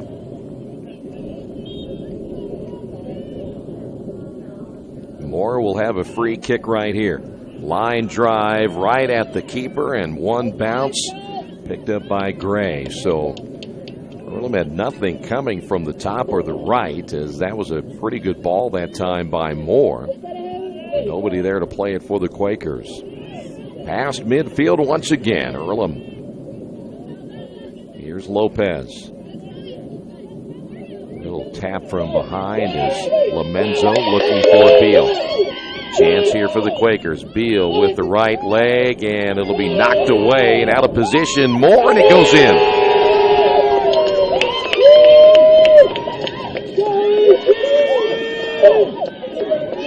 So Kelsey Moore able to get the goal for the Quakers to tie this one at 2 apiece. The keeper, Megan Gray, got way out of position. And Earlham ties it at 2. Now remember the last time that the Quakers got the lead, or at least the last goal they had scored, the Pioneers came right back and scored immediately, so the Quakers need to make sure that they, too, will not let this one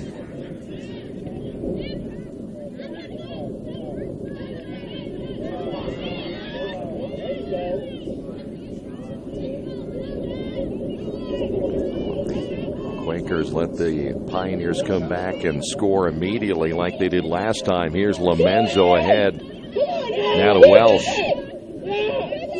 So we are tied at 2 apiece. So Kelsey Moore ties this one. Throw in by the Pioneers. Obata lifting it high in the air. Here is Preview looking for Obata on the near side, and there's Abby Smith for the Quakers. It'll go off of Obata.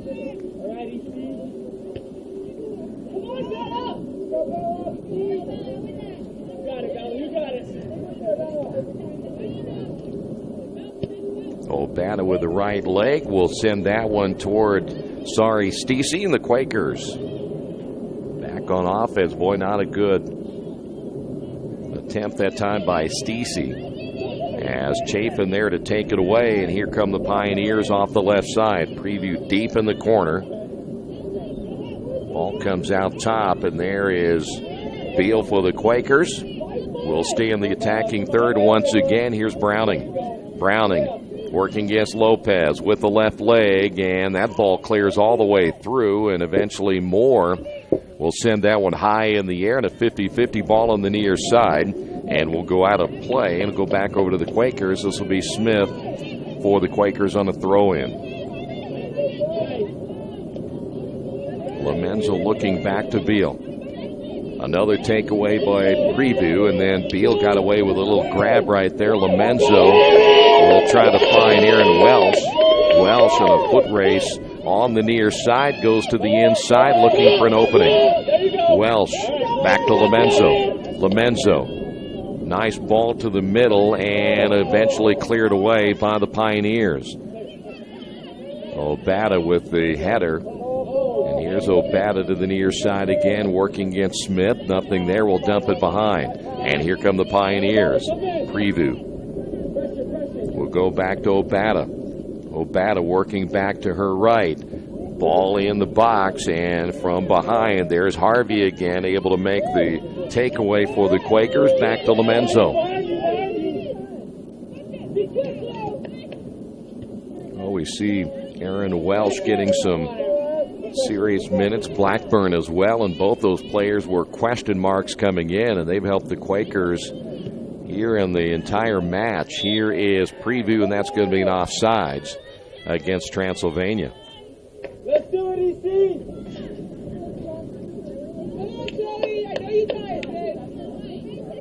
You got this, Chloe. You got this. You got this. Just over 20 minutes remaining.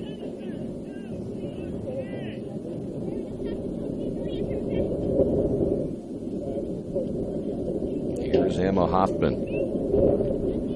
Beal had that one go underneath her foot and eventually out of bounds. It was touched by Bailey Browning. Browning didn't think she touched it.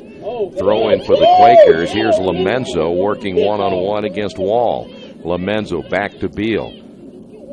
Beal back to Lomenzo. Lomenzo again will do a nice job working it to Beal. Very aggressive play here on the near sideline as Megan Wall working against Beal, and a throw in here for the Pioneers. All right, Bella. There you go. Well, O'Bata will place that ball again to midfield, and here's Doyer again for the Quakers. Now it'll be Smith. Smith has one player on her near side, but then O'Bata with a takeaway, and O'Bata looking ahead. Quakers there again. That's Harvey. Harvey hustling back. It was intended for Keely Chafin. And a throw in now by Preview. O'Bata unable to control it, goes out of play, and we'll see Smith now with a throw in. Here's Haley Beal. I mentioned Welsh getting a chance to play here today. She's made the most of her minutes. Here's Beal. Nice tap to herself. Near side, it's either going to be Welsh or Lomenzo. It's going to be Welsh. And the ball again will come loose, and it will go out of play. And the Quakers have a throw in here on the near side again off the left leg of Sizemore. And this will be Abby Smith. I'll take that back. The official just reversed his call, apparently called a foul on the Quakers as we have a throw-in right here.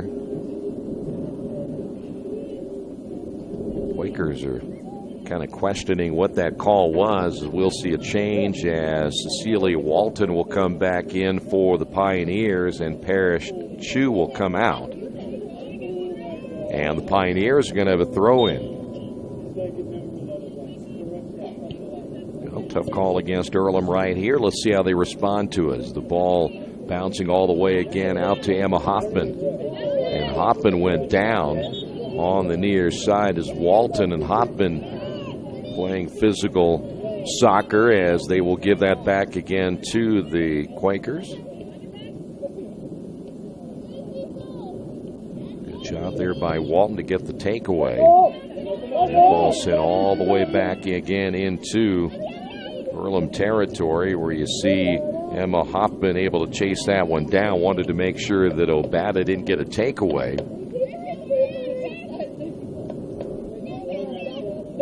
Obata looking to the inside again, off the right leg of Preview in the box. And boy, we've called this name a lot lately, as Lydia Harvey able to clear it out of there. And we got a foul call against the Pioneers.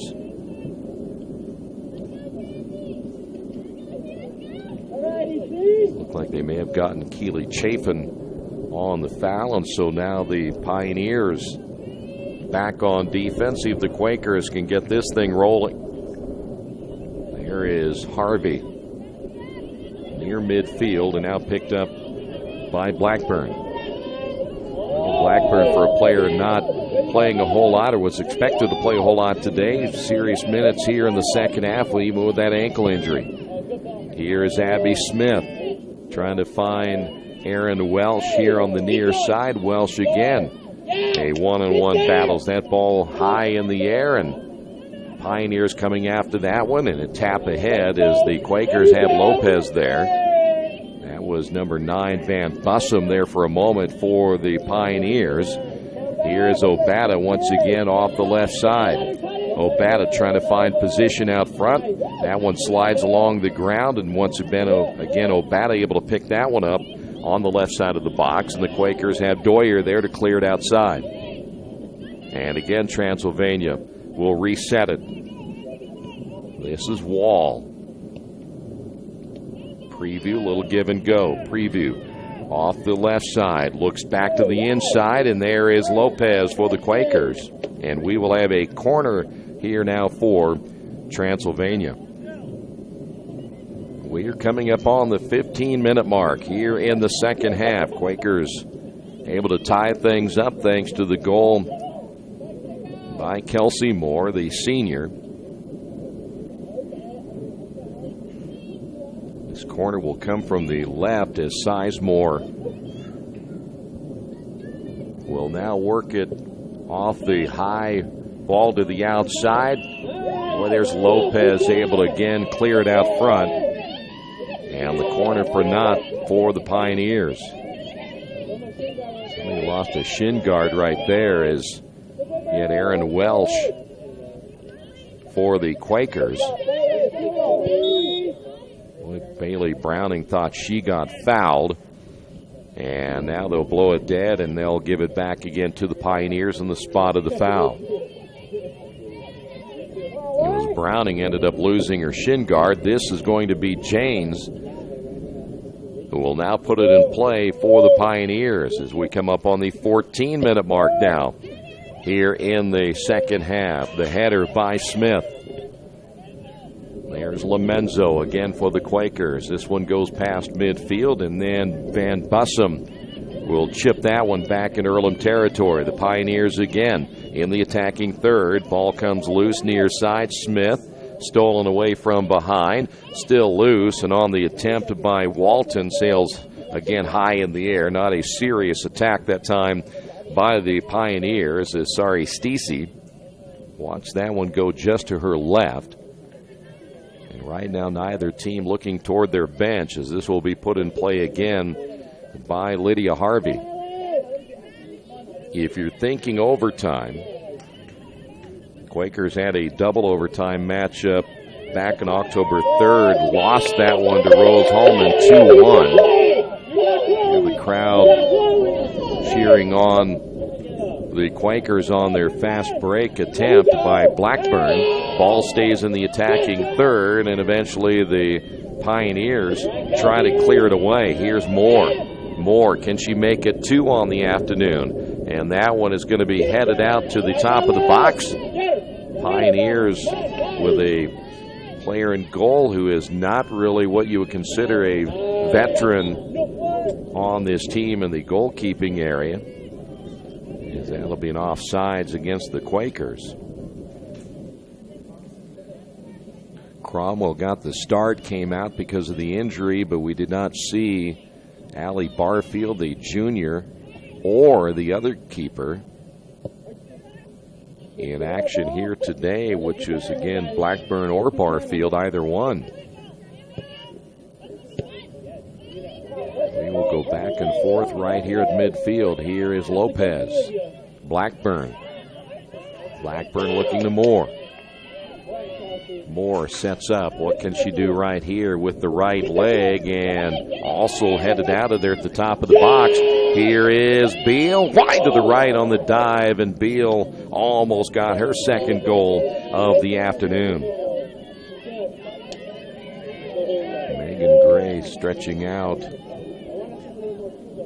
In fact, she was full extension on this near side.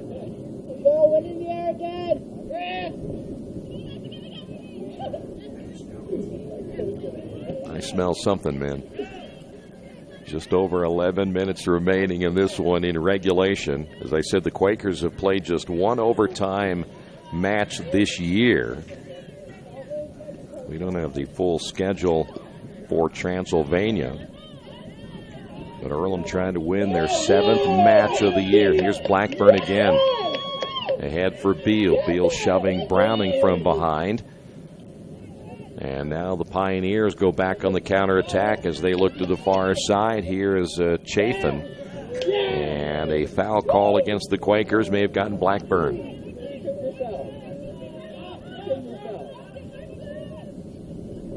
Well, time will be a factor here soon. You get into that 10-minute mark, and unless someone gets rolling here, we may be thinking overtime. Final match of the season here at home for the Quakers before they will finish it out at Manchester on Saturday. And if they managed to win this one today, as Stacey will come out and grab that one in the box, if they win this one today, again, I think they're out hustled up until the last few minutes of this one, where it has been all Transylvania pretty much this entire match. Pioneers try to go back on the counterattack again. A little triangle game and then go back to the middle. That's going to be Sizemore. Quakers giving chase again. There is Harvey. And then Doyer running along with Chafin all the way to the far side. Doyer goes down and eventually will kick it out of play. And another throw in here for the Pioneers. Obata will find her teammate Chafin, but very close quarters near that right sideline. Not a whole lot of room to maneuver.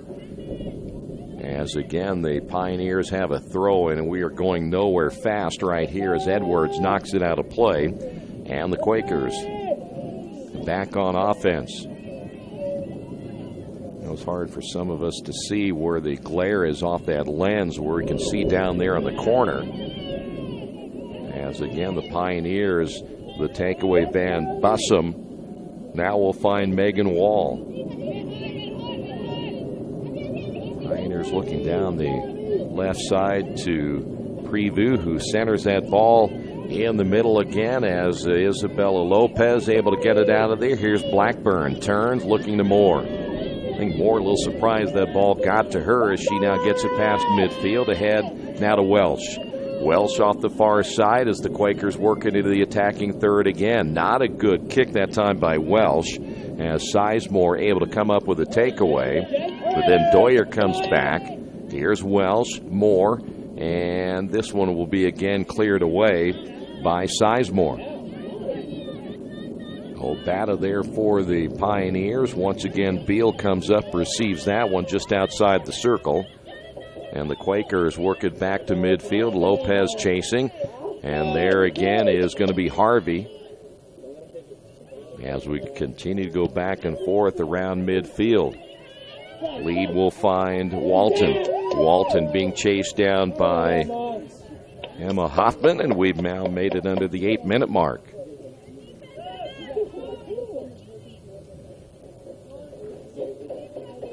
We have another change now for the Pioneers. as number 22 will come in. That'll be Emily Yates, a freshman out of Lexington, Kentucky. And coming out of the lineup will be Keely Chafin. This will be Emma Hoffman on the play-in. Again, Quakers unable to get it out of their own zone as this one will stay in the attacking third again, and Obata will kick that one wide to the left. And again, that would have been a long goal that time for Obata, but sorry, Stacey able to watch that one clear off to the right of Sorry. And once again, Quakers with under the 7-minute mark here in the second half. This will be Harvey again. Front header by Browning. Quakers had Lomenzo there. Here's Welsh as the ball comes past midfield. Welsh looking toward the middle. Here is Beal. Beal looking to her left. Moore got her foot underneath that one, kicked it high in the air and went on top of the goal, and that was not a good kick that time by Kelsey Moore, and she knew it from the time it left her foot that she didn't get a good one on there. So now the Pioneers look to go the other way. This is a good ball all the way to midfield. Boy, how many times are we going to talk about Lydia Harvey there? And there's Harvey again.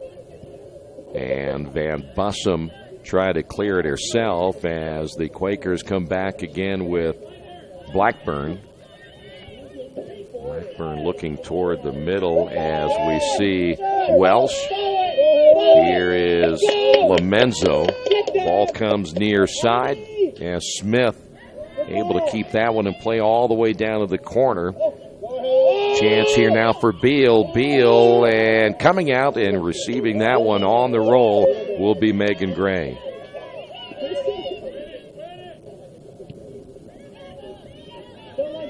So now the Pioneers try to go back on the counterattack. Here is Obata with the left leg. Quakers again will have Harvey. Here's Smith to the middle. Lopez took the bump from Obata, kept her position. Coming up on the 5-minute mark, Obata with a takeaway. Here's Obata against Hoffman. Obata back toward the middle, and there is Lopez. Good job by Lopez on the takeaway for the Quakers. But then the ball comes back out to Wall. Sizemore will go to her right.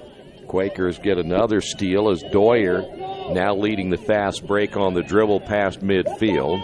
Intended for Moore, as the Quakers will have Aaron Welsh there, and the ball goes out of play. We'll have a throw-in as Aaron was the last one to touch it for the Quakers.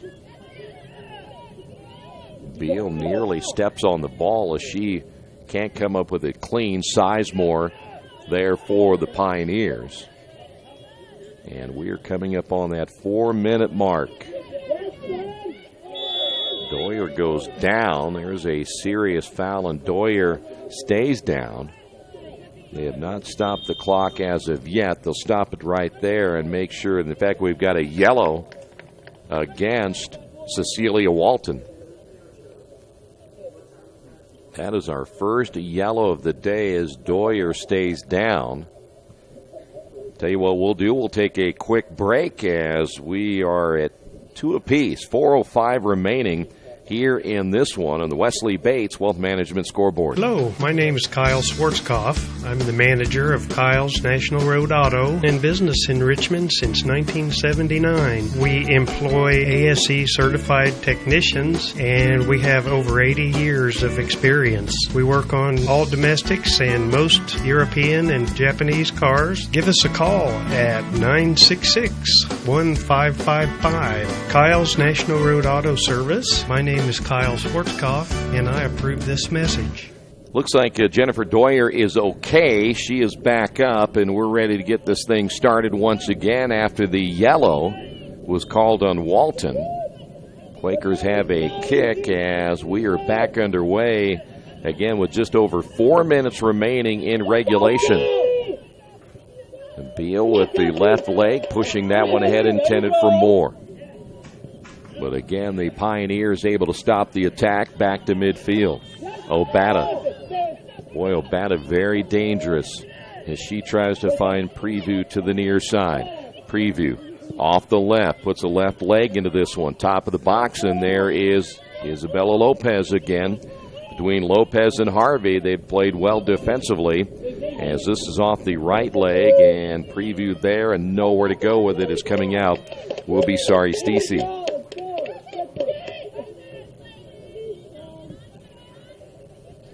Well, now 3 minutes remaining in regulation. Here is Beal. Hoffman to the near side. Smith looking ahead to Welsh able to control it.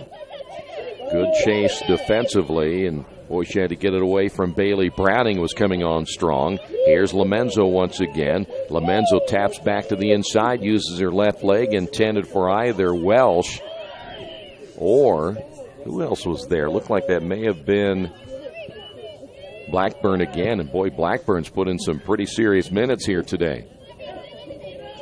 Header that time by Smith to the middle. Lopez looking ahead. Here's Beal. Beal turning. She has Lamenzo to the near side. Lamenzo, nice tap again, working it back toward the inside. Good job on the dribble that time by Lamenzo, but then taken away by Walton. Here come the Pioneers. Obata once again. And there is Emma Hoffman to make sure that attack went no further. Ball will go high in the air as again the Quakers will find Lopez. And that's going to be whistled against Obata, I believe. Or did they play? They played on in that one. Obata went down. Lopez was there, so no foul call. As they'll let them play through, and the ball will go all the way to the far side and eventually out of bounds. Well, this one has now overtime written all over it. It'll be a 10-minute overtime on the first one. But here come the Pioneers. Will this be their last opportunity? Quakers will have Hoffman to Doyer. And the Quakers able to stop that counterattack once again. Pioneers trying to get themselves in position one more time. Here is Browning all the way to the end line, and I think they may have called an offsides right there. What was it? Oh. 1 minute so 1 minute remaining.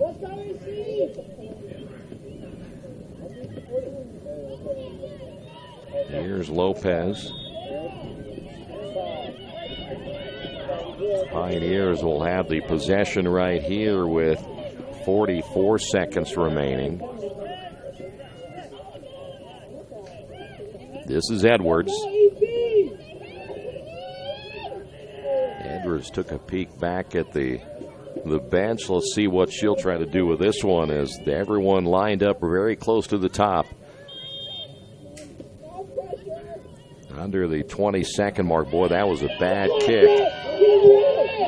And Beal able to get a piece of that one as it goes all the way back outside. Giving a chase is James. And this one is going to go to OT.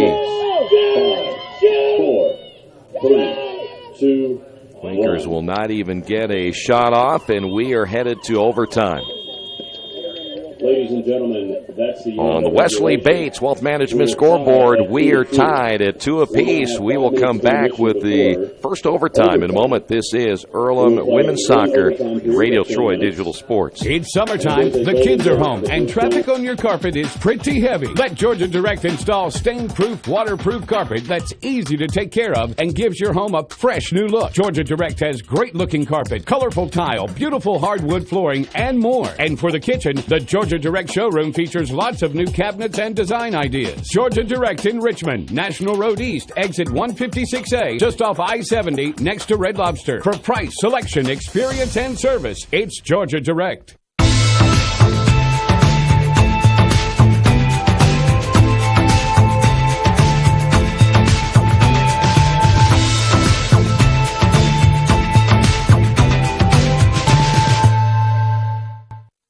Little Little Sheba's Restaurant and Zini's Place. Come join us in Richmond at 175 Fort Wayne Avenue or at our newest location in Centerville at 129 East Main Street.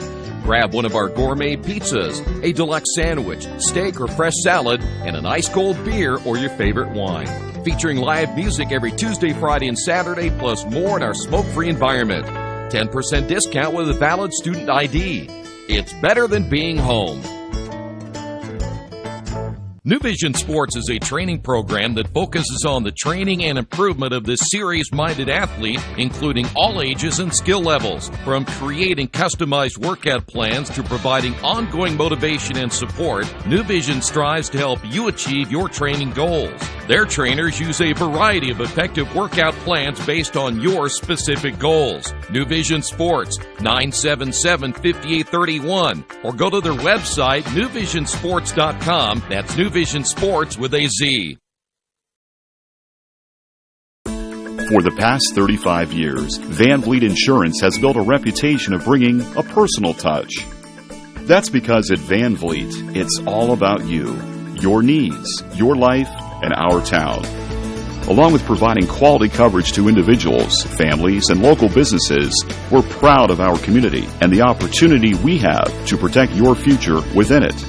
Van Vliet Insurance, an Erie Insurance representative. Hometown professionals at work for you. As an internet service provider, Parallax Systems offers reliable residential high-speed internet service and business service. With a fiber backbone reaching over 150 miles, we have created a multifaceted delivery system. Our dark fiber leasing has proved beneficial to public and private sectors alike. Parallax serves Wayne County and surrounding areas. Parallax Systems, when speed matters, a division of Richmond Power and Light.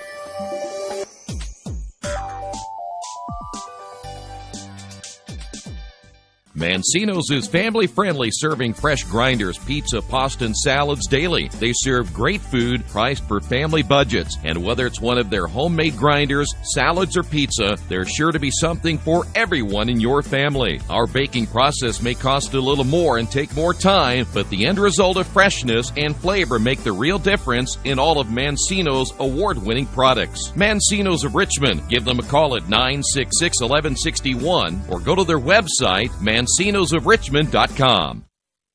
Our community. It's where we live. It's where we work. It's where we play. At West End Bank, we're not just in the community, we're a part of the community. And that's why we support over 100 programs for local nonprofits and schools, including our financial literacy program that positively impacts countless students throughout the area. You bank locally, so we give back locally to watch people grow with endless possibilities. At the Reed Orthopedic Center, our physicians and support team devote themselves to helping you return to a healthy and active lifestyle. Our expertise includes shoulder, elbow, foot, ankle, hand, wrist, hip, and knee injuries, as well as pain management and rehabilitation, and school athletic training programs and sports medicine. We are committed to providing you with the best possible orthopedic treatment that we can. To request an appointment at the Reed Orthopedic Center, call 765-935-8905. Wish me luck, wish me luck. We've all said it. Thing is, life doesn't run on luck. For most people, it takes careful planning. A lot more than, say, crossing your fingers or toes. So talk to Indiana Farm Bureau Insurance. Because as your life changes, your life insurance coverage should do the same. And when it comes to your coverage, luck should have nothing to do with it. Indiana Farm Bureau Insurance. Stop knocking on wood. Questions about your coverage in Wayne County? Call 765-962-9548 and ask for me, Kevin Shearer. We're back once again here at Matlack Messer Stadium. A late goal in this one by Kelsey Moore. We will head to our first overtime, and again it will be 10 minutes. And if no one scores, we'll go to another 10-minute overtime, and if nobody scores there, then it will end in a draw, which, as we have said in the past, a tie or a draw is like kissing your sister. You get nothing out of it. So we'll see what happens. Quakers outshot in this one 24-7. Transylvania with 7 corners, Earlham with 2 through regulation, Quakers with 5 saves, Transylvania with 2, Earlham 6 fouls, Transylvania with 4. By the way, Kelsey Moore and Haley Beal leading the Quakers with 3 shots each. Moore with a goal, Beal with a goal in this one. Quakers will attack from left to right in our first overtime. Noel Obata leading the way, 6 shots today. Walton with 4, New with 4, and 3 shots by Preview. So that's where we stand, at least from the statistic department in this one. So overtime only. The second overtime is mentioned for the Quakers. Last one back on October 3rd against Rose. Quakers lost that one 2-1 as the Pioneers will have the offensive kickoff first, and we are underway. Ball again back to midfield, nearly overrun that time by Sizemore. Pioneers, and boy, they'd probably love to end this as quickly as they can, as again you can tell by the statistics they have been the aggressor in this one, but the Quakers have managed to keep this close. Moore sends it all the way in, and there is Megan Wall, and the keeper Megan Gray sends this one to the near side. Boy, give Gray some credit if that's Gray. We mentioned earlier that Cromwell was hurt in the first half, and then we thought we would see maybe Haley Blackburn or Allie Barfield. We haven't seen either one of those two players. There is Stacey. Stacey coming all the way outside to knock that one out of bounds.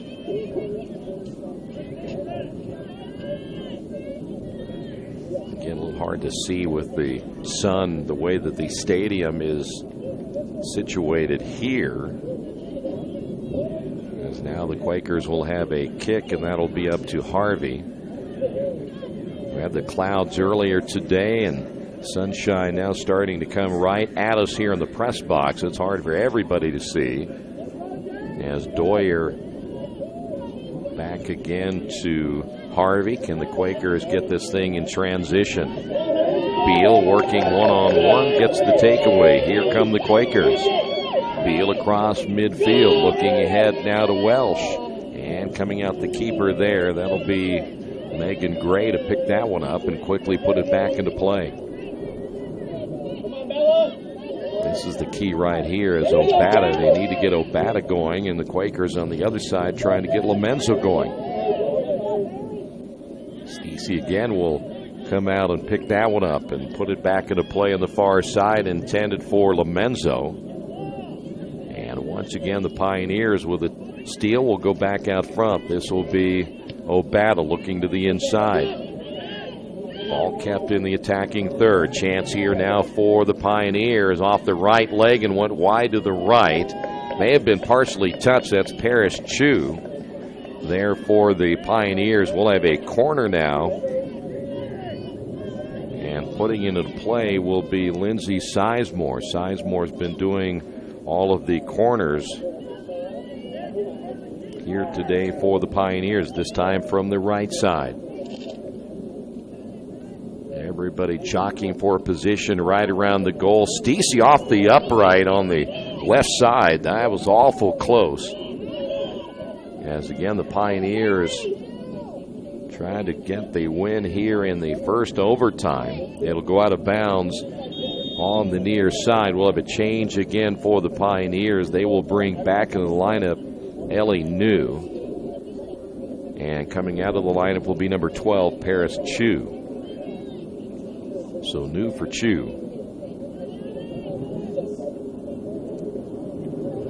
Throw in now for the Pioneers as we have now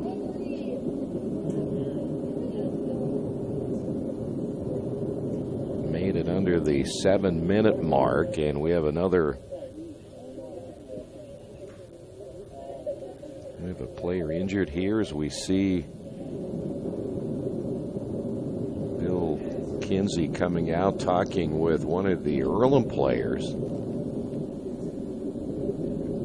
Did not see they stopped the clock at 6:28, so we're going to add 5 seconds back to the game clock, and a rather lengthy discussion.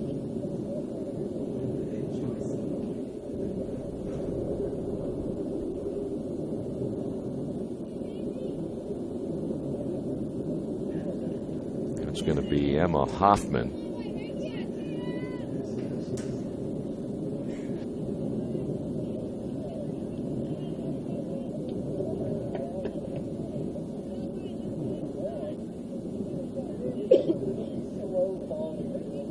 By the way, that is Emma Hoffman, who they will bring off the field.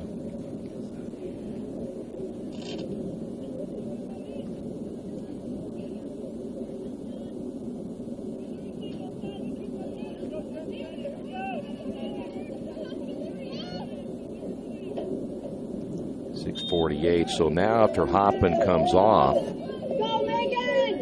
we will be back underway here in the second half, or I should say the first overtime, as that ball centered again, intended inside for a battle. And Stacey able to get a save right there. So Stacey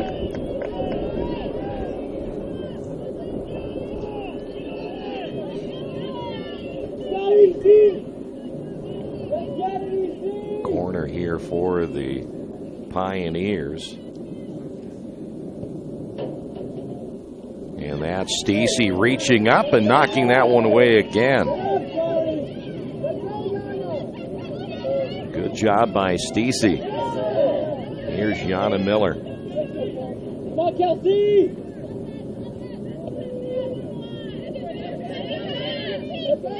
Header there by Blackburn, and the Quakers again will find Welsh. Lamenzo being chased from behind by Browning. Browning unable to keep it up with Lamenzo. Good job by Lamenzo. Here's Welsh. He's getting a little more physical here in the overtime as Haley Beal back outside to Browning, and once again the ball cleared all the way to Walton. And Stacey watches that one roll to her left and will eventually go out of play.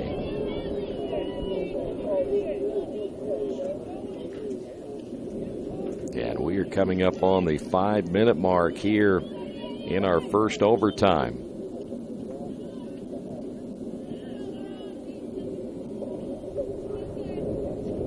Quakers make a change, as we will see into the lineup for the Quakers. Emma Hoffman coming back in. And coming out of the lineup for Earlham will be Yana Miller. So the Quakers take a scoring threat out of their lineup. Here is Bada once again on the attempt. Goes wide to the left, and the Pioneers again will give it back to the Quakers. We have seen now Lydia Harvey putting it back into play as the clock down to coming up on its 4-minute mark.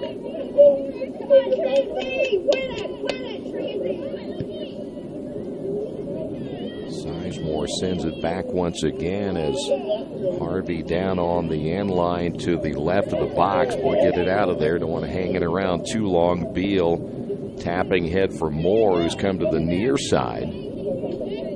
Preview is there. She goes down, and they'll call that one against the Quakers. A foul, I believe, on either Moore or Haley Beal. So nonetheless, it'll be Sizemore with the kick. The wave will come from the top right.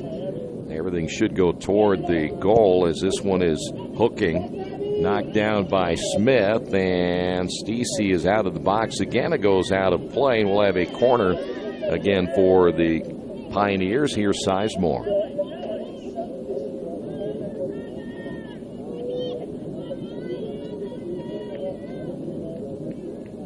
This time the wave will pretty much come from right at the top. As again, Sizemore will put it in play. Line drive kick in the box, knocked down by Lamenzo. Left leg attempt by Obata. And that too will go out of play, and we'll do another one. Another corner here by Sizemore.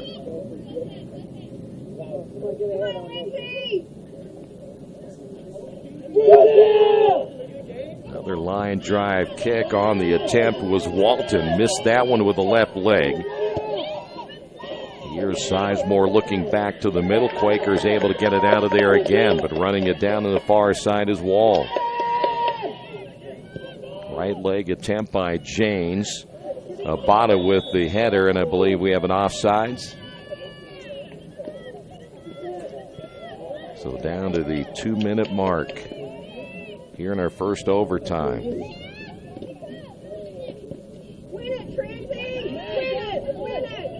Here is Moore. Well, the concern you'd have now, a lot of these players for the Quakers, they put in some pretty serious minutes here today. Moore is one of those.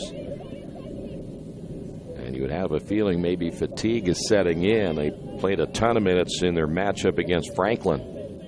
Lomenzo streaking down the sideline, trying to come up with that loose ball. Now does so. Lomenzo will find Blackburn. Lomenzo and Blackburn on that sideline. Now to Doyer looking to the middle. Blackburn came back. Ball is taken away, and off the right leg on that far side once again was Van Bussum. Stacey there to pick that one up in the box, and we're down to 1:24 to go.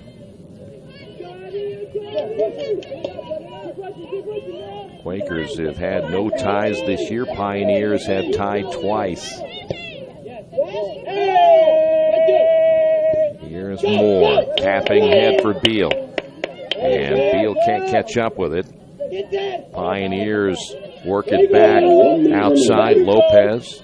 It goes out of play, and we're almost guaranteed a second overtime.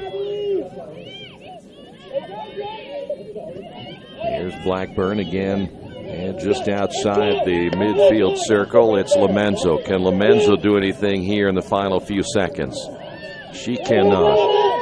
Lopez to the right to Moore. Moore chips that one toward the goal, and it's going to go to the left. And did it go in? I don't think so. It was Aaron Welsh who was off that left side, but Welsh unable to get it as it hit on the left outside the net.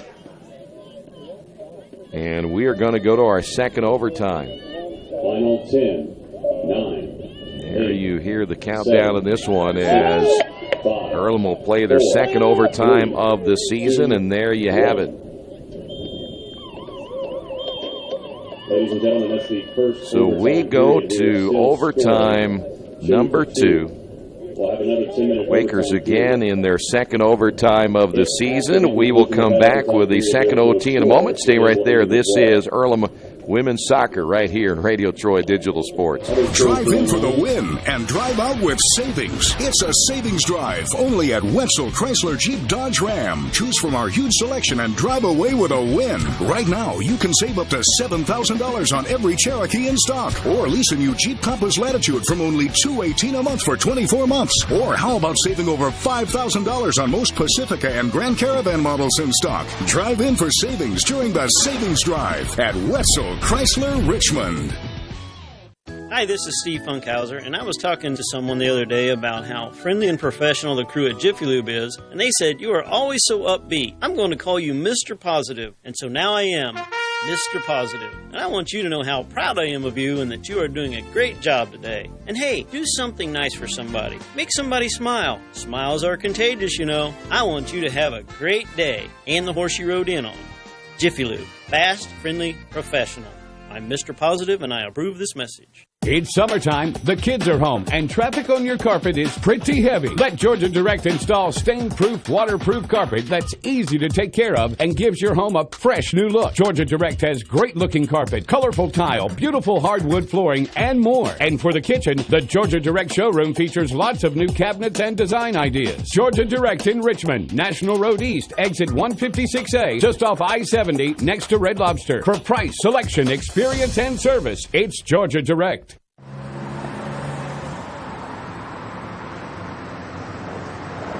I got this.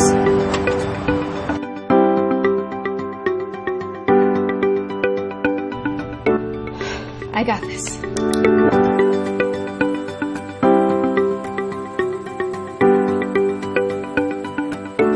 I got this. Hogue, we believe your life belongs to you. That's why we work hard to make sure that your insurance coverage is the last thing you have to worry about. So when it comes to keeping you protected, we got this.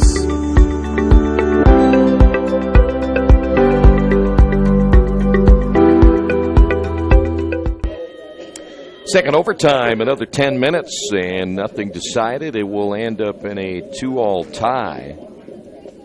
We mentioned the last time that the Quakers involved in an overtime. It was a double overtime, and that was back on October 3rd. Quakers ended up losing that one by a final of 2-1 to Rose-Hulman. So it will be Quakers' ball to begin the second overtime. Welsh will stay in. And we'll have the kickoff here for a second OT. Well, I think it's the last thing that head coach Chad Harden expected here today, simply from the standpoint that his team was outplayed in that first half, but even the beginning to the middle of the second half, it still managed to stay in this one. Pioneers will attack again, nothing there.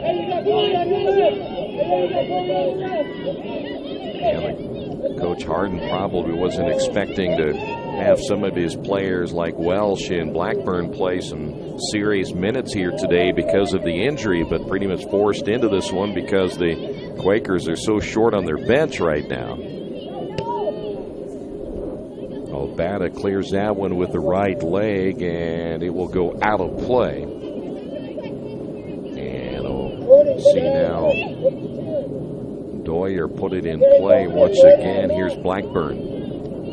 Obata looking ahead to Van Bussum, and we'll go back to the middle of the field to Sizemore. That is Abby Smith trying to run that one down deep in the corner, and then eventually cleared away as Stacey watches that one go to her right.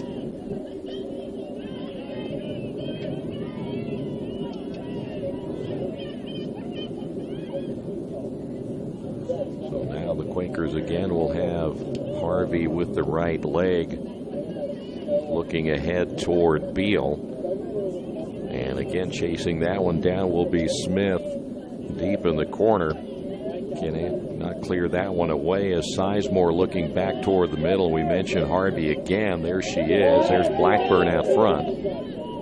And again, the Pioneers will look to bring it back to midfield and set it up. Chasing right there was Aaron Welsh and kind of hurried things up for the Pioneers. Here's Hoffman. Hoffman again will chip that one toward the right, intended for Moore. And the Pioneers again able to come up with a takeaway. On the far side, that was Preview again. And the ball will eventually go out of play and will stay right here. Quick throw in again for the Pioneers. Ball centered now to Walton. Walton will try with the left foot, now the right foot, and that'll go wide to the right side and left side of Stacey. And the Quakers again will go back on offense as we are in the second overtime. We'll come up on the 7-minute mark.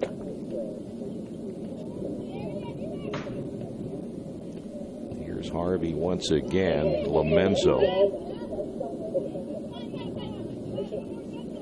Doyer nothing there, so she goes back behind, and that'll go out of play. So the Quakers didn't play that well as Harvey tried to go back to Lomenzo. Here's Van Bussum on the throw-in. Pioneers trying to work themselves into position right here as that slips away, but Hoffman there for the Quakers. Though the mistake almost cost the Quakers in position, it'll be Doyer deep in the corner. And back outside again to Blackburn. Blackburn still playing well despite the ankle injury that was going to limit her in minutes here this afternoon. That has not been the case. Obata looking toward the middle. Chance here again for the Pioneers, and that goes over the crossbar. Stacey reaching high as that one sailed a little bit. I think it was Sizemore on the attempt. And the Quakers go back on offense once again as we come up on the 6-minute mark.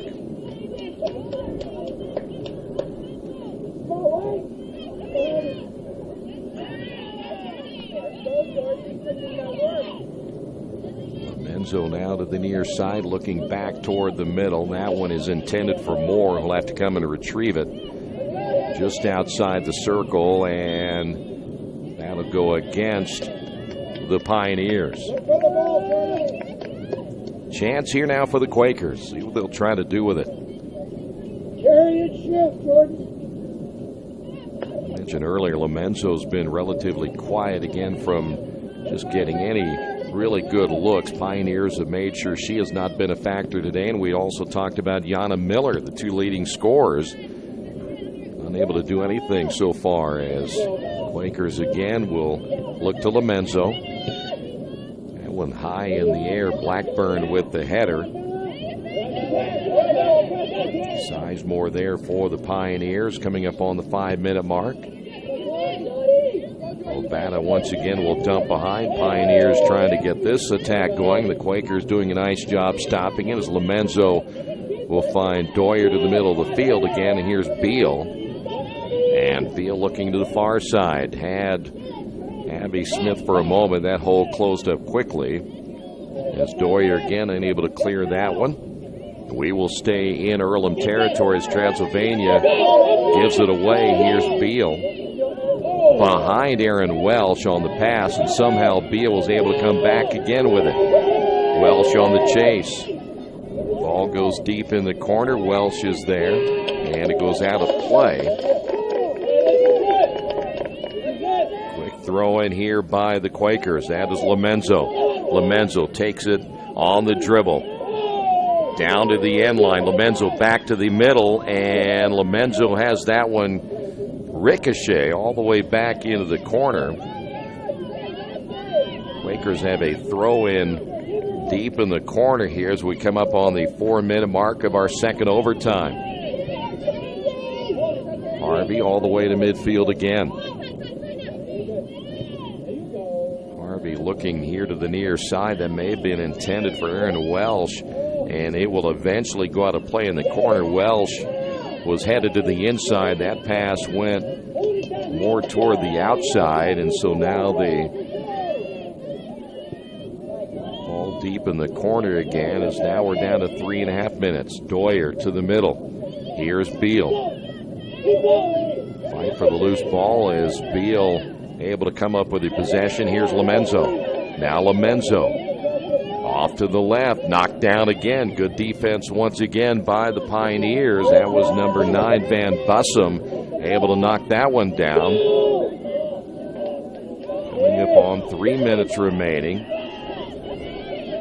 Teams are picking up the intensity a little bit more, and the sense of urgency as well, as they know that clock now starting to be a huge factor.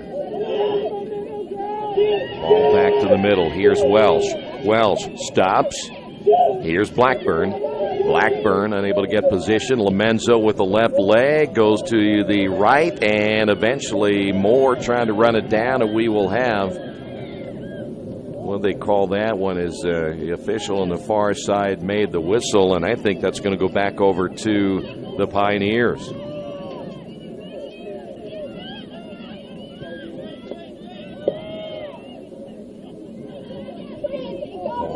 Back again to near midfield as the 2-minute mark coming up here in just a few moments. This will be Hoffman.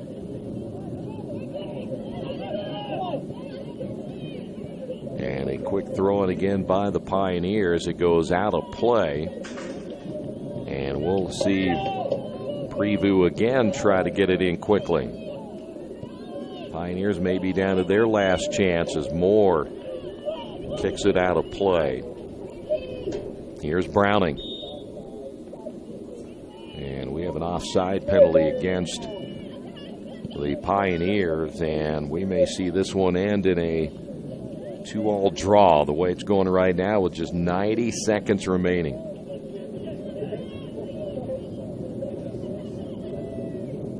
Beal trying to find position against Bailey. Browning goes out of play, quickly put back in. Here are the Pioneers on a last-ditch effort as Stacey able to run that one down. Sorry, high in the air, intended for Blackburn on the near side. 1 minute remaining. And there you hear the 1 minute warning. There's more. Blackburn going to have to hurry. Blackburn. Here is Beal. Beal going to have to take a shot here eventually, and Beal unable to get anything clean.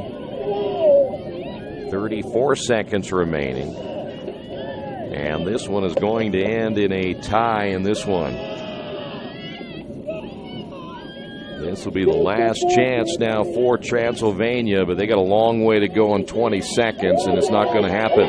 Quakers get Blackburn. Blackburn will skip that one right into the awaiting arms of Gray. And we're down to the final seconds of this one. And this is going to end in a 2-all draw here this afternoon. So the Quakers and the Pioneers will play in a 2-all draw on this one here today. We will come back and put a wrap on this one as the Quakers pick up their first draw of the year. We'll come back and tell you about it real quick. In just a moment. This is Women's Soccer and Radio Troy Digital Sports. Best One Tire and Service has been committed to our partners since 1948. With more than 250 locations in 26 states, Best One puts over 1 million tires on the road every year.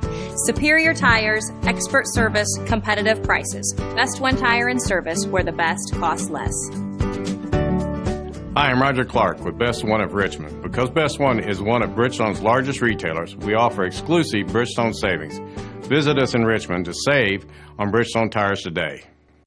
At First Bank Richmond, we provide you with an excellent banking experience. Whether it's personal checking, savings, mortgage loans, consumer loans, retail lending, or trust and investments, you can count on First Bank Richmond. First Bank Richmond has been serving the Richmond area since 1887.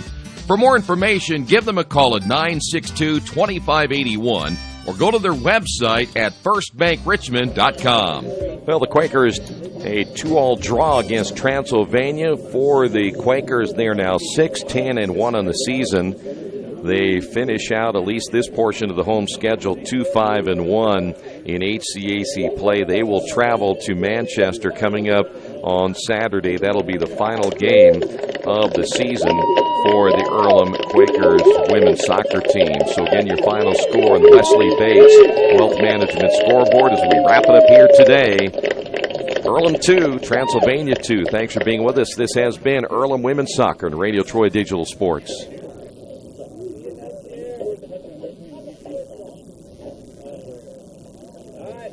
Dinner time. Super underwhelming.